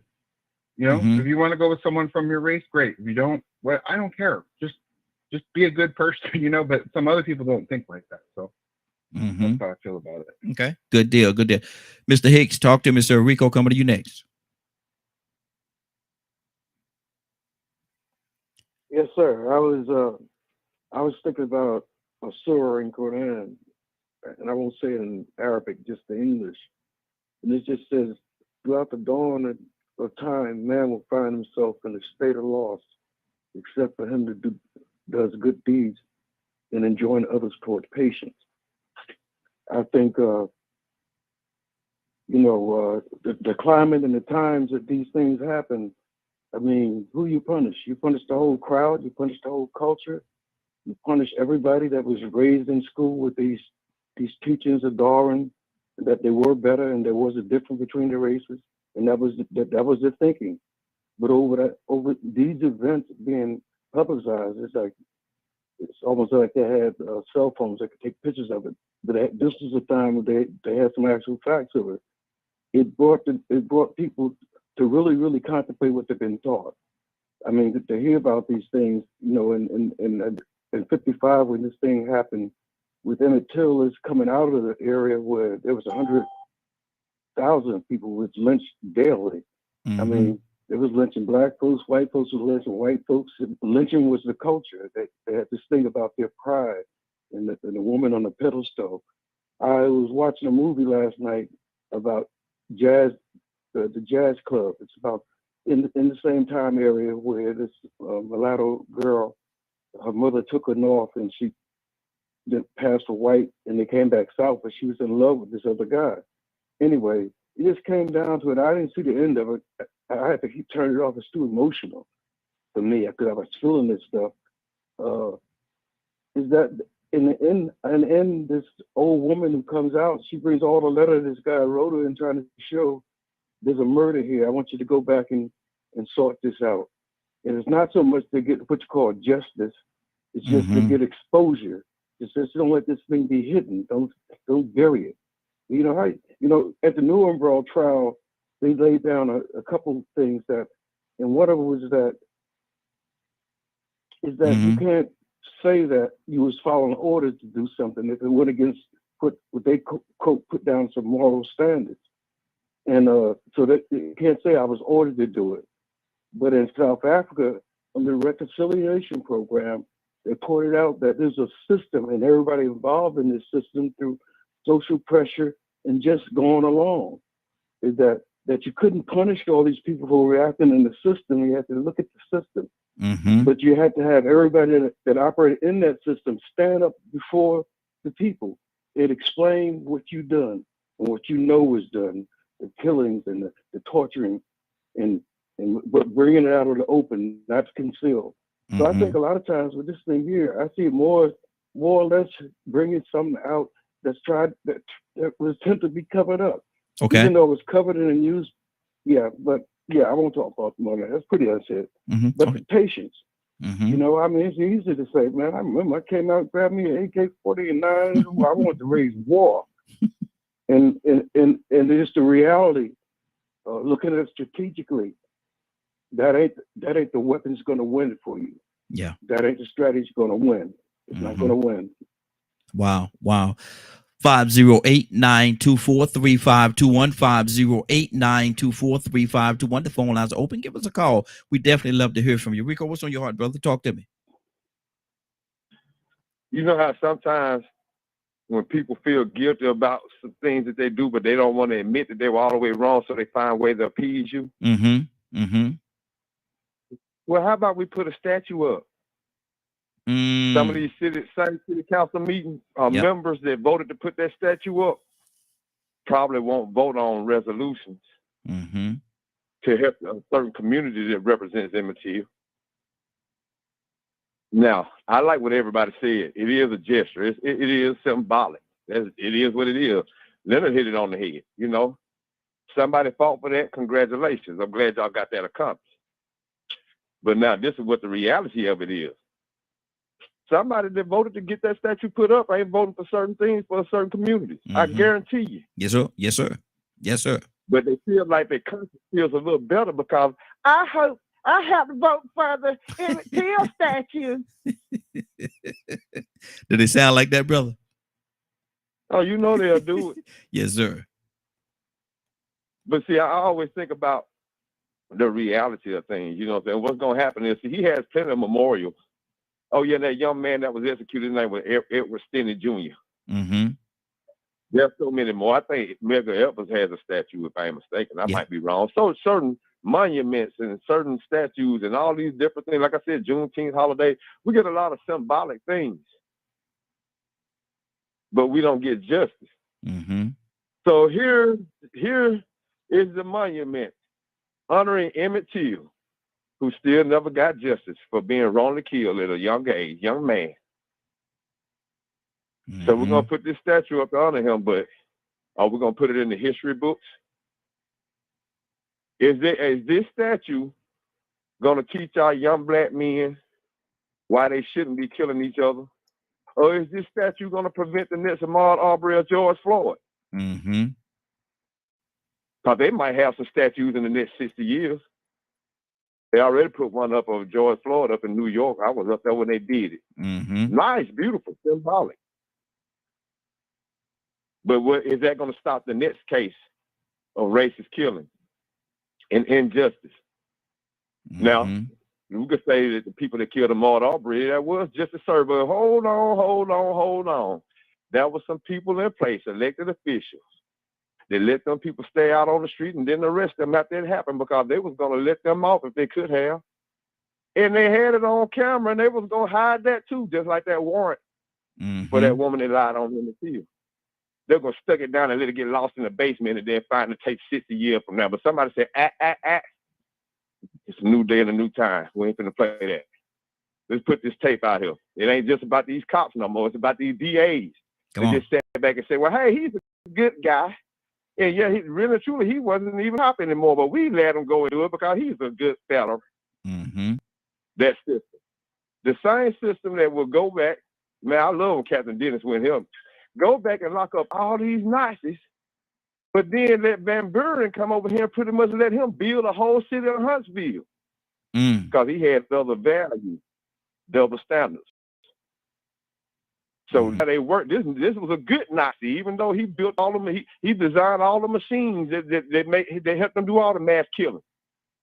Well, we'll give you a slide because you valuable to us. and capitalism in our agenda. Mm-hmm. The corporate part of America. So we got these things in place, man, that we have to look at that contribute to this situation that we're in, that creates this double standard, this white supremacy, and the people that feel like it's cool to appease societies and group of people Mm-hmm. that have been oppressed or wronged with statues.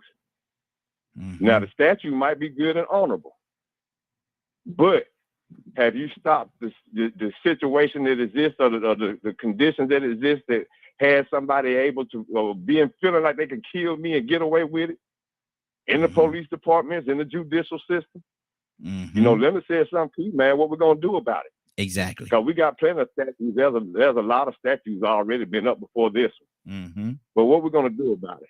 What Absolutely. can we do about it? Are we gonna cry? Or are we gonna do whatever every other group has done? The Jews, the Asians, and the LGBTQ, which are getting their agendas addressed, they are voting. Mm-hmm. Mm-hmm. That's good. That's good. We got to get involved. Absolutely. Absolutely. Badger, what's on your heart, brother? Talk to me. Man,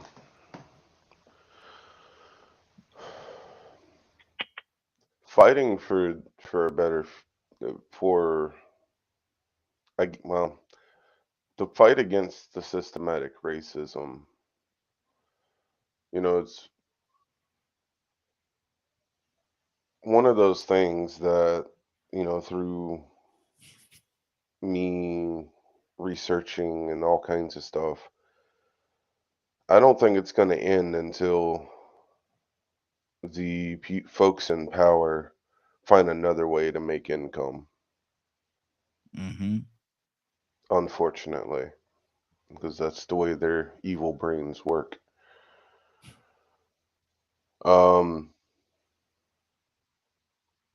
There's so much, you know, the more I'm thinking about it, the more I'm sitting here weighing it. Mm-hmm. The way certain people get away with certain crimes, especially to that degree,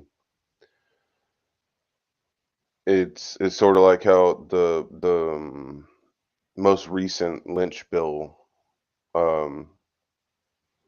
revamp. I had such an issue with it because to me it wasn't enough. Mm-hmm. You know, because they're like, well, there's other bills that will be added on top of that one, and I'm like, it to me, the consequences wasn't enough to match that crime, even though there might be another law that, you know, covers murder or things like that.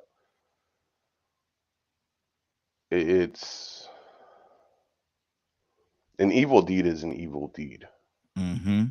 And the fact that so much of it gets overlooked and not, I wouldn't say it's overlooked by all. I do feel that it's overlooked by the majority. Mm-hmm. The way there has been so much that's happened that I feel the effects in communities have been quite rough. Mm-hmm. Wow. 508-924-3521. 508-924-3521. Cat, what's on your heart? Then we're going to Pete after you. Cat, what's on your heart? You know, I kind of think that everybody's saying the same thing. Justice will be bringing them to the court and trying them for the crimes that they committed in the past. Mm-hmm. Ain't nothing wrong with that. Yeah. I think we're giving them more than what they gave Emmett Till. Mm-hmm. They didn't give him a trial. They didn't give him a jury. But we are trying to be a little bit more civilized and still saying that they should be tried. And I think that's commendable. But I don't want nobody to think that what my brother said, with the passion that he spoke, that this is, we call it being a vigilante, because see, America, she is not a forgiving nation. She is a retaliation nation. Mm-hmm. America does not forgive her enemies. I don't care if someone, a foreign government, attacked one United States American citizen, America will put the whole force of her army to go after them. And they don't care how many innocent people get killed in the pursuit. But when it comes to us, two wrongs don't make no right. The Holy Quran says retaliation is good for you. If you, but we are prescribed in the as Muslim retaliation. We're prescribed that. Why? Because I remember back in the 60s that there was so much police brutality in Harlem that one time the residents in Harlem went to the rooftop with big bricks and stones. And when the 5-0 came through certain streets in Harlem, they would send them stones crashing down on those police cars. And guess what? Guess what? There wasn't a whole lot of more police brutality. Or somebody would have said, two wrongs don't make no right. Somebody would have said, man, that's violent. But look what it accomplished. Yeah. See, it's when you realize that, like my brother said, when you get so fed up, you don't need nobody to tell you what to do. If somebody hurt your family member, y'all talk all that smack. I don't know how far we asked you one question and you talk about biracial marriage. That wasn't even a question. We want to know what you think about the woman. Did you think she should have been tried? Do you think she should have got off? We went from there to biracial marriage. I'm like, well, how did that? All right, let me leave that alone. We can't duck the reality. When black people start speaking with this kind of spirit, everybody, yes, white folks is afraid. You said white people are afraid. Why are they afraid of us? Why are they afraid of us? We got a history of them doing it to us, not us doing it to them. What have we done? Even so, if nothing happens, Leonard, well, you know, that was in the past. Yeah. But brother Raheem quoted, you know, history is best qualified to reward all of our research. Well, hell, you got to study the past, because evidently we didn't learn nothing, because it may not be immature today, George Foreman tomorrow, somebody else the next day. So evidently we didn't learn nothing. Lynching is lynching. Whether you lynch by putting your knee on a man's neck, lynch by shooting a man in the bed, getting up and you shooting 60 times in Akron, Ohio. Lynching is lynching. Malcolm said faces and places may change, but the game remains the same. And you know why it keeps happening? Because we forget the past. Well, that's in the past. Well, I love to talk about the Jews because they don't have that kind of spirit. But we do, a forgiving spirit. They don't have that kind of spirit.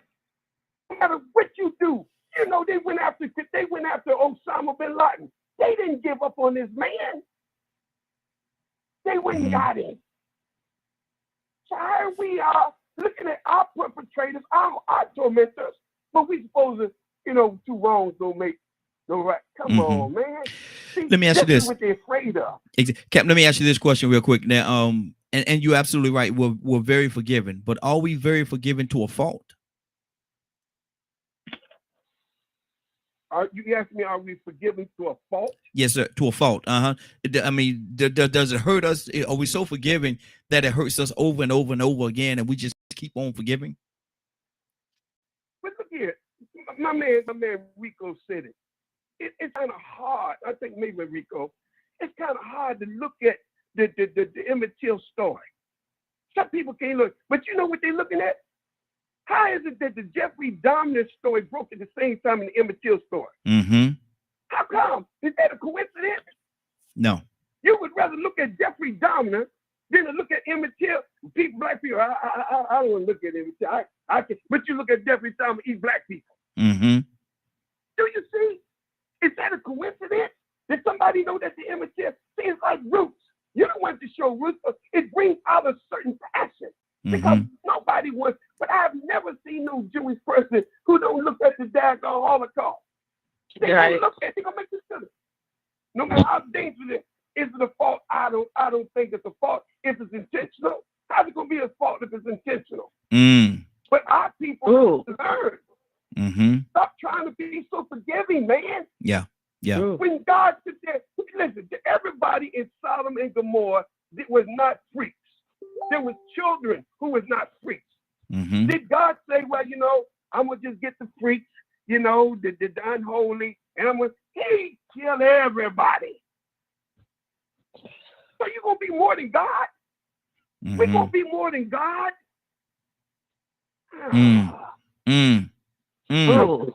Wow. Deep. Wow. Deep. Pete, what's on your heart, brother? And that coming to you next, sis. Pete, you there? No, I didn't know. Well, that's where we are in the conversation, and we need to get there to a degree in certain areas with certain situations as a people. The intolerable is exactly that. It's intolerable. The lack of consideration, humanity, justice, all these different infractions that we know we've been dealing with. We got so much history, blah, blah, blah, blah, blah, blah, blah. When it show up, we should kill it instantly. Hunt it down, kill it, destroy it. I'm telling you, when we see racism against us, just because we are who we are ethnically, and you bring that to us, that should be immediately your death. Because we just don't tolerate that no more. When we have these egregious situations of offense and disrespect and disregard against us because of who we are ethnically, you just killed yourself presenting that position against us. Don't matter who you are. You could be amongst us and be against us for being us just as we simply are us. The first one of us that can get you in the bullseye gonna blow your head off. And we ain't trying to hear nothing from nobody else. From nobody. Because if you're not gonna do right, then it's incumbent upon us as beings to bring about what's right relative to opposition. And that's no explanation, no regard. I'm talking about no consideration for nothing outside of us. I'm explaining nothing to you. The explanation you will get is the same in kind that offender got. Don't ask no questions. It's been time for us as a people to get there. Pray. You're a Muslim, then pray to Allah, the Prophet Muhammad. You believe in Confucius, Buddha, Ali, Jesus the Christ, then we should be praying to them to usher us in with strength, wisdom, knowledge, and determination to exemplify all. Did we just lose Mr. Pete? Brother Pete, you there? Oh, the FBI didn't cut him off. Yeah, I know. Yeah, because it just stopped abruptly, just like that, man. Don't usually go like that. Let me go to Annette. We'll come back to Pete. Annette, what's on your heart, sis? Talk to me. And let me do this. We're gonna go Annette Leonard, Annette Leonard, then Willa. Go ahead, Annette. Hey, this is so deep, but you know what? I will say that there is a thrust in America for sensationalism. Okay. When Hearst and started the newspaper, okay, and it was all about news, right? And so what I think that after the pandemic, then isn't it interesting that this topic is coming out at this time before midterm elections? Everything is orchestrated. The playbook is real. So my charge to people is, how do we the people, and what do we the people do ahead of schedule, okay, to create these equity positions? And I'm talking about equity spiritually, equity financially, equity in moral values. I think we are always behind the 8 ball as far as we the people. because everybody's like beaten down. White, black is beaten down because, our Caucasian brethren are saying, why are you blaming me? And this wasn't my generation. The black people are saying, hey, this white supremacy. And so what happens is that everyone continues to blame everybody. They sound like Satan to me. See, when there's confusion, Satan is in it all day long. So I believe that what we have to do is take it from a position of strength. What do we do going forward so that generations don't create their demise? What do we do so that when somebody's lying against somebody, how we have to, file papers in the court to challenge the judges and challenge challenge those judicial officers, because there's really no more judges in the United States of America. They don't want to tell the truth. But, the bottom line, we have to challenge this on paper, like we playing spades and bid whist. We got to, put the paper on the table. So I would say, let's put the paper on the table. Let's try to help people out of their shells of ignorance and sorrow. Wow. Good deal. 508. Let me do this. We got Pete. I think we got Pete back with us, and it was something was said. Something was said to him. Pete, it said, this was written to you, Paul, public citizen. He said, I get the feeling that Pete thinks most white people are violent white supremacists. That is a strange mentality to my point of view. Do you want to comment on that? That's his opinion. That's not my perspective at all.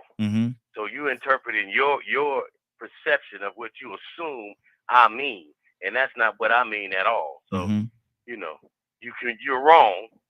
You're entitled to your opinion, but your opinion is wrong. And understand something, public citizen. What I'm saying is for me and mine that understand it. If you're not amongst my ethnicity, it ain't for you, right? It ain't even for you to comment on. And you need to be careful commenting to the degree of this subject matter, because I'm talking about us as a being, people with the flesh and blood spirit beings that have rights as being beings on this planet. They ain't got nothing to do with you if you ain't amongst the ranks. So respectfully, you need to be careful to keep your comment to yourself. I've been said it's not all white folks. So if you was listening, so obviously you wasn't listening. So your infantile development, your lacking of intelligence, and your intellectual ability to comprehend what I was saying is blaring and lacking. So in layman terms, I'm telling you 621, figure it out. Know the alphabet. That's my response to that.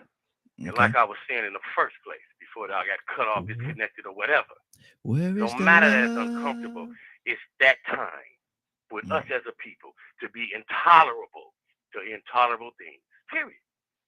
Stop playing, procrastinating, hoping, dreaming, marching, begging, asking. Later for that. Lift some weights, eat some vitamins, get a good meal, and be ready to kick some tail all around the area until they understand your position with who you are as a being on this planet.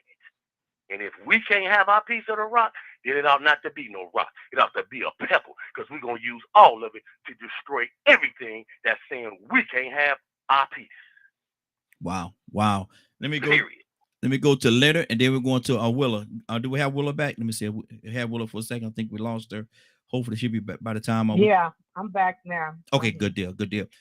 Leonard, what's on your heart, brother? Like I said, I really understand where Peter's coming from. Mm-hmm. And it's not, I think I said it last week or so, or I may have been speaking with Badger offline. And it was about the notion of how are white people going to be involved in this change? Mm-hmm. If you're against repairing what was broken, you ain't going to be a part of it. If you always got an excuse for not rectifying a situation, you won't be a part of the revolution. Because there's a lot of folks that's about revolution, and they both black and white. So it's righteous people that have to fight for revolution. Mm-hmm. And you can't sit by your white skin and act as if you got better information, because you don't. Mm-hmm. That's the problem. I came across a quote that I really like. With reasonable men, I will reason. With humane men, I will plead. But to tyrants, I will give no quarter, no waste of argument, where they will certainly be lost. I'm not arguing about you being wicked. Police officers would stop killing black men if when they got home, they found their dead children in their homes. That's what it's going to take to stop. Because they're bred like that. They won't change. And this is why it's so important. You ain't even got to kill nobody. All you got to do is go vote. All you got to do is show up in overwhelming numbers. Because you have to put people in power that have your interests at heart. Gonna have to do all of the above. Right. They allowed the South to still put them same fools in office that rebelled against them in the war. Why? This was back since Reconstruction. The reason why you have the court system the way it is now, because discretion is for white folks. Take away discretion. Everybody gets the same thing. You don't even need a judge sitting there no more. Put it in a machine. So that's the way you get rid of it. Where you sit, where it is at. You don't need to sit down and sit here and have a pity party about something that happened 80 years ago or something just happened yesterday. If you're going to get justice, get it. Fight for it. I just so tired of people talking about, I lay down my life, but you ain't even got to do that. Go down there and vote. Go down there and get jobs at the police force. Go wherever they are at and destroy what they have built. Make that your goal to do that. Somebody come up to you and tell you to do something that's unreasonable. Are you going to do it? No. Or are you going to question it? Too many of y'all beat around the bush and you go sit down when you told to go sit down. I ain't been to a job that said anything crazy to me, and it wasn't my last day. Exactly. I'm that serious about it. Because if I wanted your money and everything, I'd take it from you. But I'm trying to work with you. But when we get to the point where we can't get justice, we're going to have to take it. We don't need to speak about it. I don't need Raheem's permission on the Black Council, Congressional Black Caucus to go after somebody that went after my son. Exactly. 50. There you go. 508-924-3521. 508-924-3521. Your phone number is out there. Give us a call. What do you think? What's on your heart? You want to talk to us? Give us a call. Let's have that conversation. Let's talk today. Willow! Hey, Raheem. Good morning. How you doing this morning? Raheem, I am doing fine this morning. I thank God for waking me up. I thank God for giving me the opportunity to get what I didn't do right, to get it right in my life, Raheem. And good morning, morning glow. Good morning, good morning, good morning. Good morning to you. Good morning to you. We're talking about Emmett Till in Greenwood, Mississippi. Friday on the 21st, they put up a statue in his honor. He's been gone 67 years, 67, 68 years, and they built a statue in his honor. What do you think about that? What's on your heart behind that whole situation? Well, as far as that situation, it's honorable to the family for putting up the statue, but it doesn't take away from the pain. You know, I mean, we could literally say people could give us restitution and all that other stuff, but as a human being, when your family member has been hurt or has been touched by people that unrighteously did things to them, you can't take away the pain with a statue. You can't take away the pain with money. You can't take away the pain with saying, I'm sorry. Because their mother, if it was me, someone hurt my child, I know for a fact that it would be extremely painful. And there's nothing you could do to nothing you as a human could do to calm that pain down. Only God can. Absolutely. Only God can, and time can. But can I say this, Raheem? Because what I'm hearing, you know, I always believe this about DKM radio show, media, that when you ask me a question about what's on my heart, you've given me permission to be honest Yes. about what's on my heart. Absolutely. So if I'm honest about what's on my heart, whatever I have to say should be respected like it would if you said something. Mm-hmm. You don't challenge what's on my heart. Because I don't believe, Raheem, that you put anybody on your show that try to be disrespectful or try to hurt somebody. They're simply saying what's on their heart. Absolutely. And as an individual, we have to deal with another person's opinion and idea of what they say or what they think. You can't change it. You have to listen to it because that's what Raheem asked. He said, what's on your heart?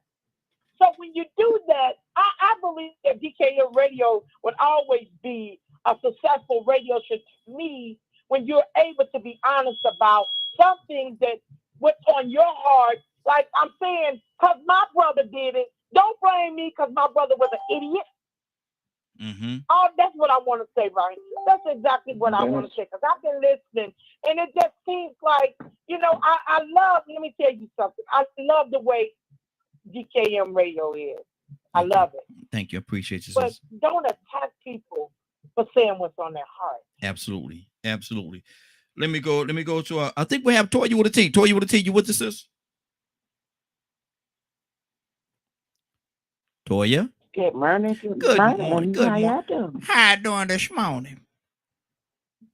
I'm doing all right. How about y'all? Yeah, doing good. Doing good, sis. I gotta hear your heart on this. We're talking about Emmett Till. They Friday on the 21st of this year, they put up a statue in his honor. He's been gone 67, 68 years. I want to know what's on your heart behind that whole gesture. Good, bad, and the ugly. What's on your heart, sis? Talk to me. Okay, I think I missed the part. You said the gesture. What's the gesture? How do you feel about that gesture that they did when they put a statue up in his quote unquote Mississippi, Greenwood, Mississippi, put a statue up in Emmett Till's honor. 67, 68 years after his death. After his death, they put up that statue. What do you feel about that? What do your heart say to you at this particular time? Well, thanks for the recognition. You understand what I'm saying? See, that's how they do us, though. That's how we get done. It's a whole heap of statues that need to be up, truth be told, because they laying us out and still laying us out. I mean, we wouldn't have no people if we started putting up statues of all the black people that they killed. You know what I'm saying? But what else can you do when you've taken somebody's life? You know what I'm saying? What else can you do when somebody lost their life in the name of racism? You know what I'm saying? So I think the gesture's all that one can do, but it's just as challenging as, when you watch the story about how they didn't want the casket to be open, but the mother was like, no, let them see what they did to my baby. Mm-hmm. That was outstanding because she wanted to make a point about the things that goes on in our community. You know what I mean? So those two things are like hand in hand. It's a reminder for those who really know the story. It's a reminder on, what America has been responsible for. You know what I mean? So it's just a reminder, but I don't think it makes it any better. You know what I'm saying? It still leaves bitterness. Because just what happened. Yeah. You know what I'm saying? And you gonna give me a statue? I couldn't be a relative because I'd be acting up right now. Like I get it, but a statue? Nah, bring my uncle back. You understand what I'm saying? Because it's nothing you can ever do to replace the tragedies that went on while being black in America. You know what I mean? Like we all need medals because it's really a syndrome that we have to deal with. That we got to watch the statue of this boy who was beaten for something that he didn't do. The lady lied, still got away. And, it's like a statue that you niggas better remember what it is over here in America. I mean, that's just for me. Yeah. You know what I'm saying? But I don't know. Maybe I'm looking too far into it. But considering the fact that we still got black innocent men dying for no reason, that statue still makes me feel like, you know what you niggas is going to get in America. So you better stay in your place. Mm-hmm. Wow. 508-924-3521. 508-924-3521. Tucson, what's on your heart, brother? And we got another caller. We're going to go to the new caller in just 1 second. Caller, hold on. We're coming to you next. Tucson, what's on your heart, brother? You was in a conversation that made your blood boil. Mm. This it right here. Wow. Because it's like, I wish I could say pissing in the wind on public radio. Well, you just did, brother. Get away with it. You just did. We're gonna put you in a cone in a minute, but you just said it. Go ahead, Mr. Hicks. Well, Tucson, finish your thought, brother. What's on your heart? No, I'm just saying. Mm-hmm. Okay, so we got another statue. Good. You got a statue of Martin Luther. Mm-hmm. But who killed him? Were they ever brought to trial? Mm-hmm. Were they ever convicted? We can bring people to trial, but conviction, prosecution, and justice seems to never go. It gets undone. So there was a movie, Avengers, and the Hulk comes on his scooter, David Banner, and they say, don't you think you ought to get angry? See, I'm no different from Pete. Yeah. I've been angry. It just takes the right moment to set me off. Yeah. And this one. Wow. So, that's kind of like two things I don't tolerate. Don't spit on me and don't kick me. Yeah. For you to it's kind of like instead of doing the right thing, you bring me, I'm gonna say it again, you just bring me a sandwich. And say thank you for all your tolerance. I ain't tolerating none of that. So I'm just listening. Yes, sir. I'm gonna listen in. Because I'm telling you, I'm hot as a firecracker. The more I listen, the more I'm hot. Because when you say two rights don't make a wrong, don't make a right, what wrong? If I take the one that's responsible up to in the clouds in the plane and push him out the plane, then that ain't wrong. Wow. That's a heck of a fall.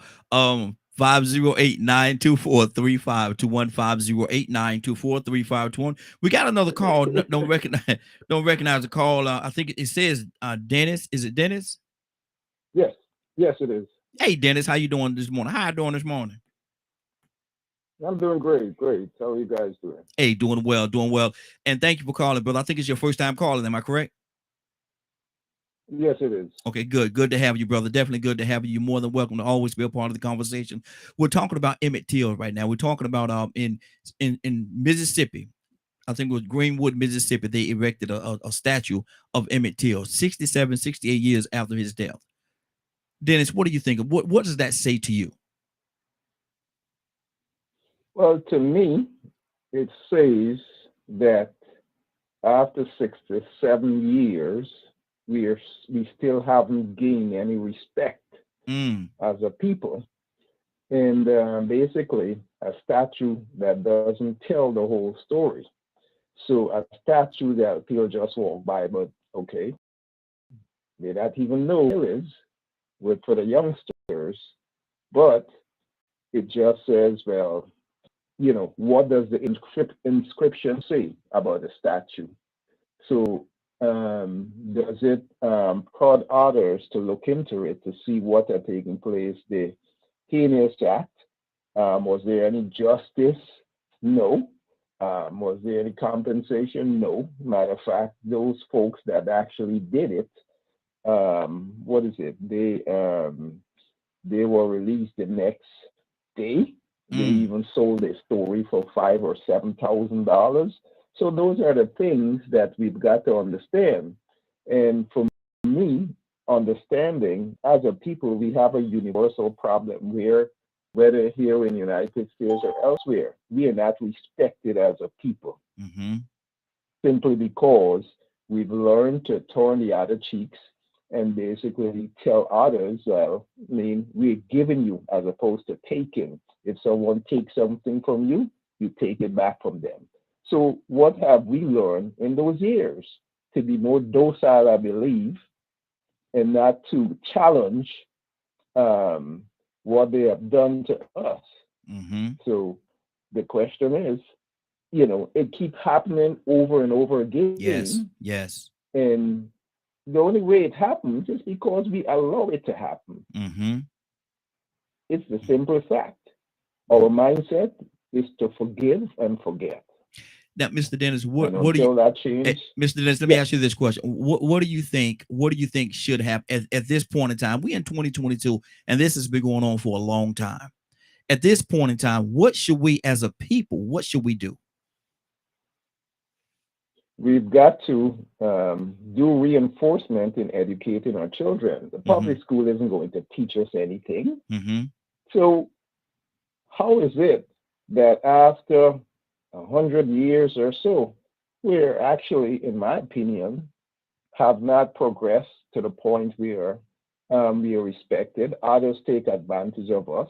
So obviously something's going wrong for us. We've got to educate, do some reinforcement type of education to our youngsters. So when it comes to the next 30 years, if we're investing in their understanding of what it is the American system have done to us, then they'll be better equipped for the future.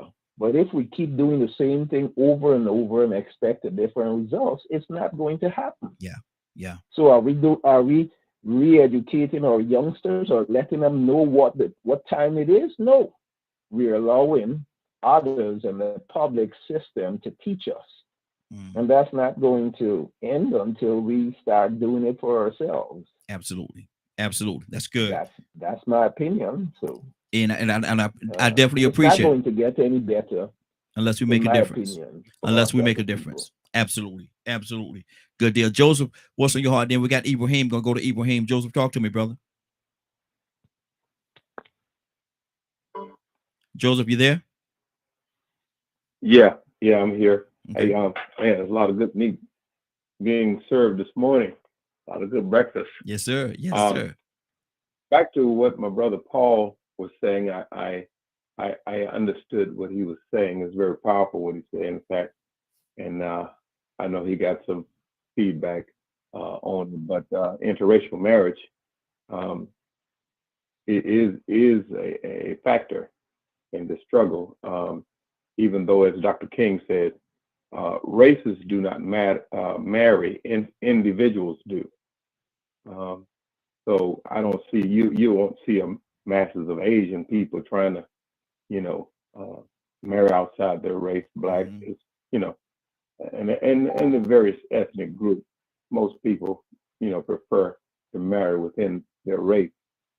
But counter to what the racists were trying to do when they were trying to stop miscegenation, even though even though many of the white men had already defiled our women and created many mixed race children coming out of slavery and even immediately following.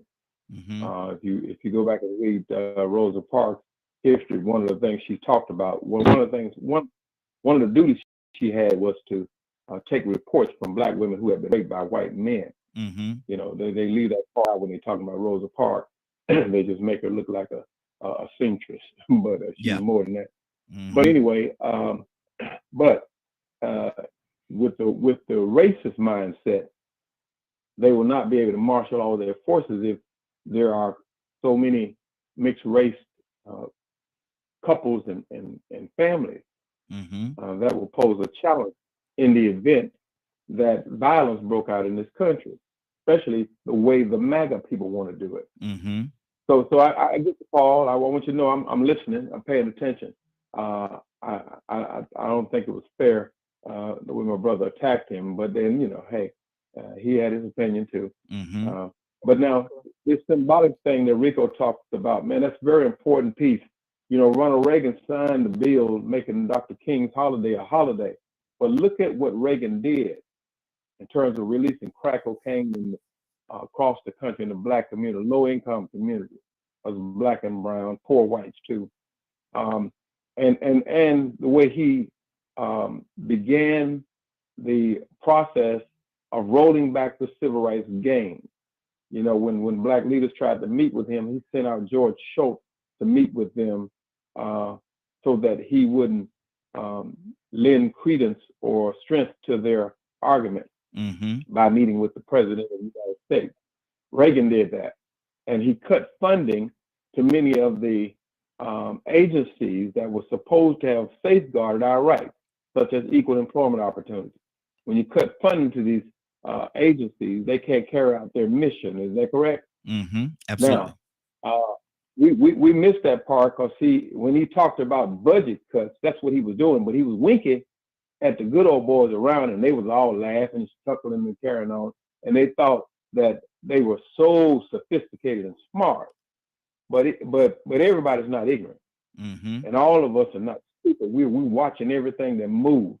But the symbol of that statue of Emmett Till, they think the governor in Mississippi thinks that by giving us a symbol, it can detract us or throw us off from looking at the other dirty things that they're doing. Yes. The other tricks that they're implementing to undermine the rights of Black folks. And we have to watch these things. Even the Juneteenth celebration, that's a symbol. But now we should take all these symbols and use them for rallying calls. See, all these things, because the racists don't think as critically as the oppressed, because the oppressed is receiving it. We can see what's going on. We are in the best position to come up with strategies to counter them and make them look stupid and make them fall flat on their face. Because, but we got to come together and put the think tanks together like they put them together. We got to assess what they're doing, and in fact, we got to preempt what they're about to do, because we could see what they're about to do, because they don't think. Exactly. That's one of the things that Dr. King and Malcolm X taught us during the 60s, when they were implementing strategy. They made them fall on their faces. They put them all on TV with the dogs, the hoses, and everything, and showed the whole world the naked truth about America, who claimed to be this human rights leader, who claimed to be this democracy for all, this model democracy. Dr. King put them all on display. 30 seconds. It was a strategy. It was a strategy. And we've got to come up with new strategies today to make him fall on his face. Absolutely. And it don't have to be, you don't need guns to do that. You see, you don't need guns, and you don't have to return violence for violence to do that. Strategy, wisdom of God. Good deal. Good deal. That's my truth. 508-924-3521. We got a few more minutes before we get out of here. 508-924-3521. Have anything on your heart? Give us a call. Let us hear from you. Let us hear what's actually on your heart. Let me go to Ibrahim. Ibrahim, good morning, sir. How you doing this morning? Assalamu alaikum. How y'all? Walaikum assalam. Doing well, sir. It's hard to follow those two guys because this is what I've been speaking on ever since I came to your show, right? Man, so much I heard is important and on time today, and I got to pray to God give me strength to keep fighting for it. Now, education, right? And that's so much a part. But I think that what we forget nowadays, we want to educate our children when we don't have the education ourselves. We don't have the knowledge and understanding ourselves. We sit here and argue about the most pertinent things that I live my life and seen through, and people will call me outright a lie and say, well, this would happen. And they don't have the information themselves to know how to proceed forward or to what to educate your kids. What are you going to tell your kids? The same thing that you're hearing yourself or heard yourself, or you tell your kids the same thing, the same lies, the same inconsistencies, the same thing. They wonder why they're angry when they can actually see themselves the difference between truth and fiction, right? Or go along with the fiction. And then what happens if we don't understand how to use our weapons and how to use ourselves as a weapon? The body is a weapon. The mind is a weapon, right? Mm-hmm. You have to be in fight. We also have to have the symbols that they understand to be in contention. We can't turn away from the firearms, but we have to use the firearms correctly. But when we attack things, we should use our minds and also have a specific reason of what we're doing and what we want the outcome to be. We just can't go and think, just heretofore, and without a plan, we're not a plan. The plan is already there without actually doing something important, right? And doing what needs to go, that we won't get the outcome that we're searching for. Mm-hmm. And that's all I got to say. And I appreciate the gentleman speaking before me, everything that they said. Absolutely. Absolutely. Walaikum assalam, sir. We're going to go in this order here. I'm going to try to get everybody in before we get out of here. We're going to go Badger, Annette, Rico, Leonard, and then Captain. Badger? I was actually just talking to my wife about it, and she literally said, "How did they get away with it?" We got you in there too, sir. Like I told her like what all happened and the fact that they admit it and stuff, and she was like, "How did they walk out?" Mm-hmm. And then I told her that the jury was, at least from the news and everything I was reading, was all white. The grand jury that was, and I told her, I'm like, well, that's white privilege and white racism. And then she went,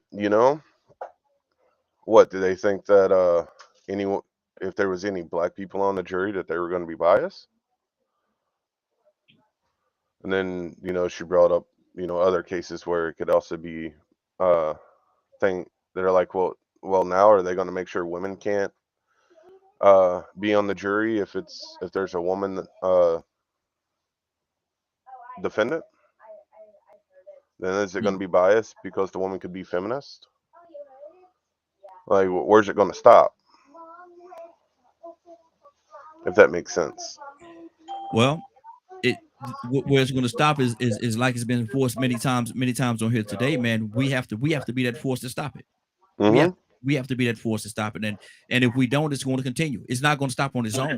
They don't want it to stop. And it's going to be one of those things of we need to fight. Absolutely. White folks, black folks, native, indigenous, people from Mexico, whoever. We need to work together. Absolutely. And I hate it. With the way things are currently, I honestly feel like no matter how hard we fight for righteousness, it's going to boil down to we have to prove to the folks in power that they can still make money off of a country that isn't based on racism and separation. Wow. And until we can prove that, they're going to fight us hard, especially since they're the ones that are sitting in power right now. And a lot of the ones that quote unquote supposed to be sitting in power, a lot of those in order for that to be a reality, a lot of them got to die off. They got to die off in some kind of way. Well, if I wasn't married, anyway. Good. Toya with a T, you still with us? Is Toya with a T still with us? Hadn't heard from my sister in a minute. Toya with a T, you there? We might have lost Toya. I know she may be at work. And that coming to you, sister. What's on your heart? Annette, are you there? Oh, I thought you said Toya. So yeah, I did. She announced. Yeah. I came to you. What's on your heart, sis? Talk to me. No. What's on my heart is we have to understand systems, right? Mm-hmm. If there was no indictment, when there's no indictment, it's called a no bill. right? So what should have happened and needs to happen and can still happen is going to the federal court and putting a challenge. It's called Grand Jury Rule 6. And it's putting a challenge to that no bill to make it a true bill. And you challenge the presentment that was made by the district attorney's office. Because obviously, when you look at the list of witnesses, obviously there wasn't the right witnesses, number one. And then number two, none of his family was there to even attest to anything. So having a presentment, looking at that presentment, and maybe I'm going to try to see if I can find the presentment, because a lot of times that presentment that the district attorney's office or the prosecutor's office puts in place, it doesn't have the right information. Not only does it have the right information, they say that you're supposed to have 16 to 23 jurors. And a lot of times they strike out jurors. So something tells me that they might not even have had the jury pool necessary to even put that no bill forward. And there's so many things that systematically that we have to address.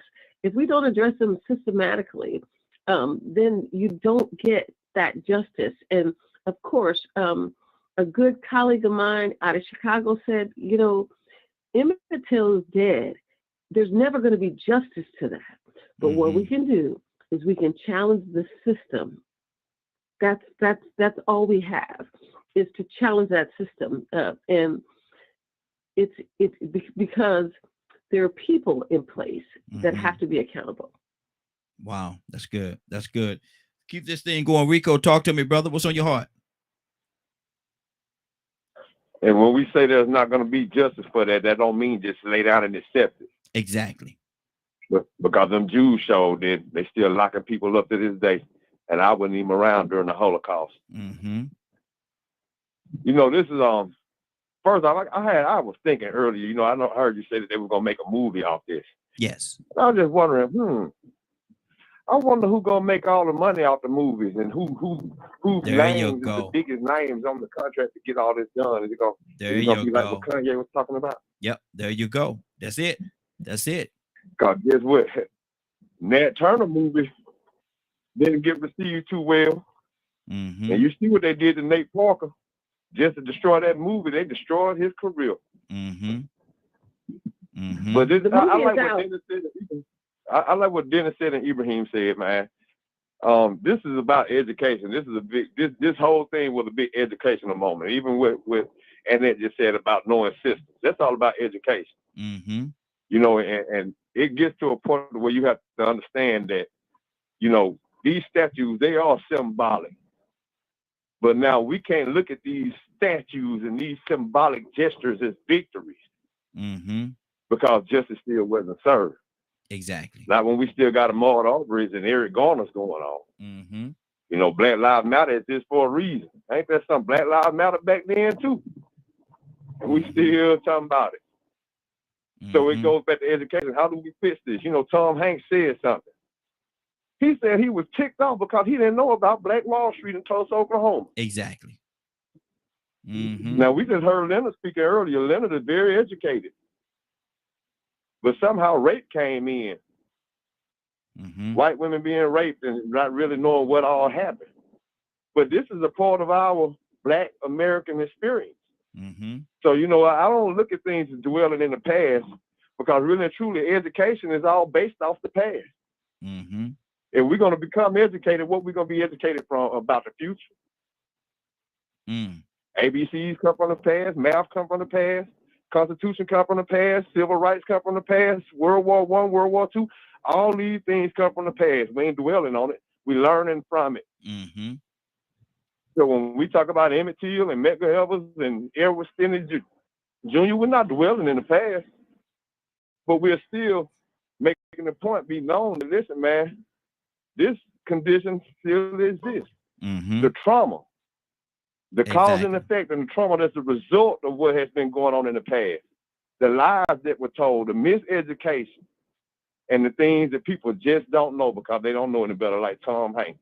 Exactly. So you know, exactly. but if we begin to start looking at statues as victories, if they didn't put that picture up, if they didn't make that statue look like the picture of him that his mama had with that open casket, because see, this is how it works psychologically. When I was listening to the story about Emmett Till, you know, I was like, oh man, another black person. But then, you know, when it hit home, when I seen that picture of him opening up in that casket, wait a minute, this is a whole nother story now. Mm-hmm. It hit a little bit different. Yeah. But had I not seen that and known that it went on, it probably wouldn't have been a big deal to me. Exactly. But wow. that's important history, and that's history that should be taught. So Dennis and Ibrahim, man, and everybody that's just saying this about it being educated, if we don't do it ourselves, it won't happen, because you're not going to learn it in schools. And every day we learning more. We just learned about Juneteenth maybe 20, 30 years ago. Many people just finding out about it, and now all they want to do is party and turn up. They still don't even celebrate it right. They twerking on ambulances and selling ice cream. They're marketing it. Wow. So like I said earlier, I wonder who's going to make all the money off of this Emmett Till movie. Good deal. And is it just entertainment? Wow. But I think we know who gonna pretty much make the money off of it. Leonard, what's on your heart, brother? Captain, come to you. Come to you next. A whole lot is not on my heart, but you know, it's what y'all gonna do next. I'm more concerned about that. How you gonna get work done? How you gonna get work accomplished? What's the strategy? What's the next move? I don't have a strategy for yesterday. I don't have a strategy for yesterday. That's good. That's so good. You know, I know, like say for instance, when a person dies, you have a funeral. The purpose of the funeral is customary, and you grieve, the public grieving and mourning of the loss. The statue is a memorial. That's what it's for. They got a bunch of statues out at the cemetery. They're memorials. Now, what are you going to do going forward? We have to get ourselves prepared to live and things better for our children and our children's children. I seriously believe that I will live long enough to see racism go away. Amen to that. But sooner or later, like even with this election, we're finding it's not political party against party. It's ignorant against intelligence. We need to be on the side of intelligence, not ignorance. Absolutely. Absolutely. Because those people always lose. Okay. Good deal. Good deal. Look at it throughout. It doesn't matter. The faces change. The themes are the same. And it don't have to always be race. It could be class. Like I believe someone was also speaking about orientation, gender orientation, and things of that nature, and what have you. Look at the number of interracial children that we have. That's a huge positive in destroying racism. So we have to move towards those things that dismantle and destroy racism. Not those that not sit around at a dead still at a cemetery, staring and crying at a memorial. Wow. Almost time for us to get out of here. Captain, what's on your heart, sir? Talk to me. Well, I like to say this. First, let me clear something up. I did not, Paul, I'm sorry if you took that as an attack. It was not an attack. I wanted to see how that was verse subject agreement, how we was moving from Emmett Till to interracial marriages. I didn't see the connection, and I kind of thought that is what we normally do. That's a distraction. I took it personally as a distraction. There's only 2, maybe 3 whites that's on this line, and whatever you have to say to me on this line with us, I think is very, very important, because I'm getting it from a white person's view. So I listen very carefully to what you say, Paul. I have a great respect for you. Matter of fact, the last time we talked, I honored and respect you for, wisdom, man. I mean, but I don't want nobody to misinterpret. I don't need Paul don't need no representation of my words, and I don't need nobody to tell I'm attacked. I don't like the word attack. I don't like that, because I ain't attacking nobody. We on the show when we get a chance to put our view.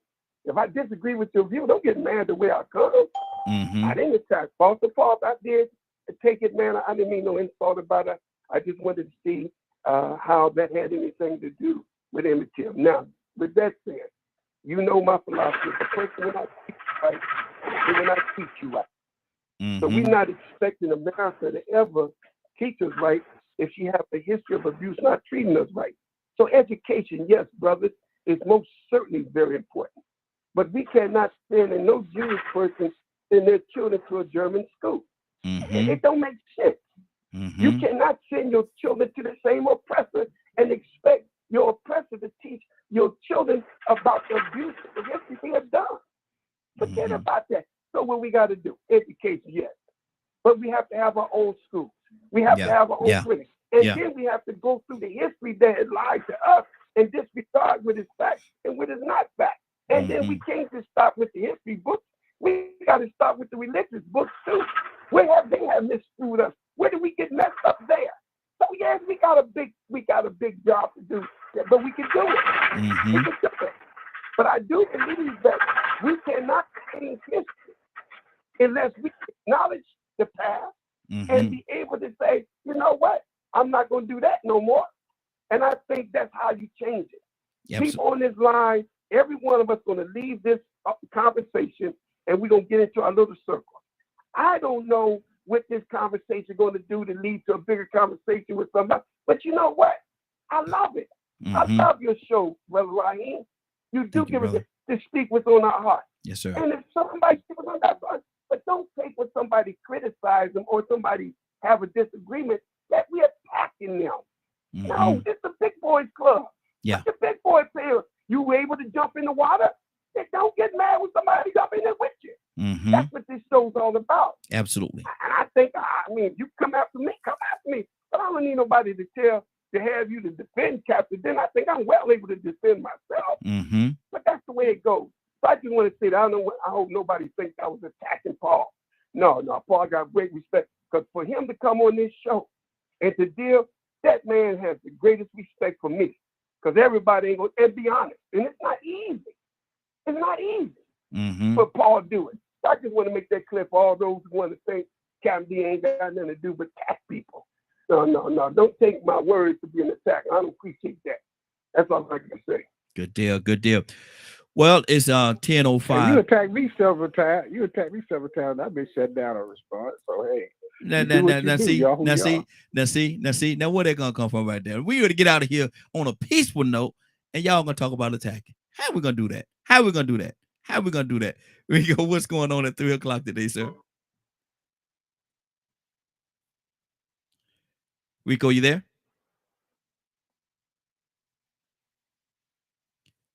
Rico, can you hear me? No justice, no peace. No justice, no peace. Let me see. Who? Hey, all right. Leonard. Yes, sir. Rico might be away from the phone for a second. What's going on at 3:00 today, sir? Man, you did not get a chance to hear this show in its entirety. he that tickle him every time when he say that. Go ahead, man. Entirety. That's right. Go ahead. Did y'all get my phone cut off? Did y'all hear me then? Because Go ahead, Rico. No, we can hear you. Go ahead, Rico. Okay. So y'all didn't hear nothing I said. We heard the part. We heard the first part you said. But then I went around. I came back. When I came back to you for the closing, that's when we can hear you. We heard your first comment though. But when I said that about white supremacists might actually take that statue as a sign of celebration of victory for themselves. Yeah, we heard that part. I just came back to you again. Okay. I came back to you again. Asked you what's going on at 3:00. Right. That's when we can hear you. Yeah, if you missed today's broadcast and would like to see or hear the rebroadcast in its entirety, you can tune in at 3 p.m. Eastern Standard Time on www.dkmmediagroup.com. Good deal. Willow! Let's go, Raheem. Let's go. Hey, Willow, I need you to do. I got two prayer requests for you because Sandra said she's not feeling well today, so she wants you to add her into your prayer as well as Navy. Navy said she's not feeling good as well. And so they both said, would you add them into your prayer as you're praying out today? So I want to make sure that you get a chance. But let me ask you something. Are you ready? Raheem, I am so ready to receive God's word. I'm ready, Well, you know Raheem, to receive this message. Well, you know, Come on, Raheem. I'm only going to say one more thing. You know what I'm going to say? Let's go. Let's go. Let's go before the throne of grace together, y'all. Let's humble our hearts. Let's open up our minds to the truth. We're going to his throne this morning with confidence, with boldness, and especially expectation. Father, we thank you for your grace. If there's anything that's broken, that's us as wounded people. We need your grace, Lord. We are always falling short in some kind of way. But as long as we have your glory and your love, Father, we know that we'll get the victory. We know the enemy walks around like a roaring lion, seeking whom he may devour. But Father, we know that you plan and orchestrate those things in our lives, oh Lord. Father, we believe your word for comfort. We believe your word for healing, Lord. Father, I'm asking you to touch Miss Cassandra and Miss Navy this morning, Father. Whatever's going on in their lives, Father, you know. Father, you are omnipresent, God. And we believe that you see all things. Father, we trust you because you see the hearts of men. Father, we trust you and believe that you would do anything but tell us, Lord. Father, I'm asking you, oh Lord, to touch each and every last one that's on this line, Lord. Search their hearts, Lord. Father, I'm asking you, oh Lord, to lead them and guide them in the right direction, Lord. Father, let them know the truth. Father, let them know that there's no other way, Lord, because I trust you, Lord. Father, I'm asking you to keep this show, DKM Radio Media, successful, Lord. Keep Raheem safe. Keep his family safe. Allow the Holy Spirit to give him power.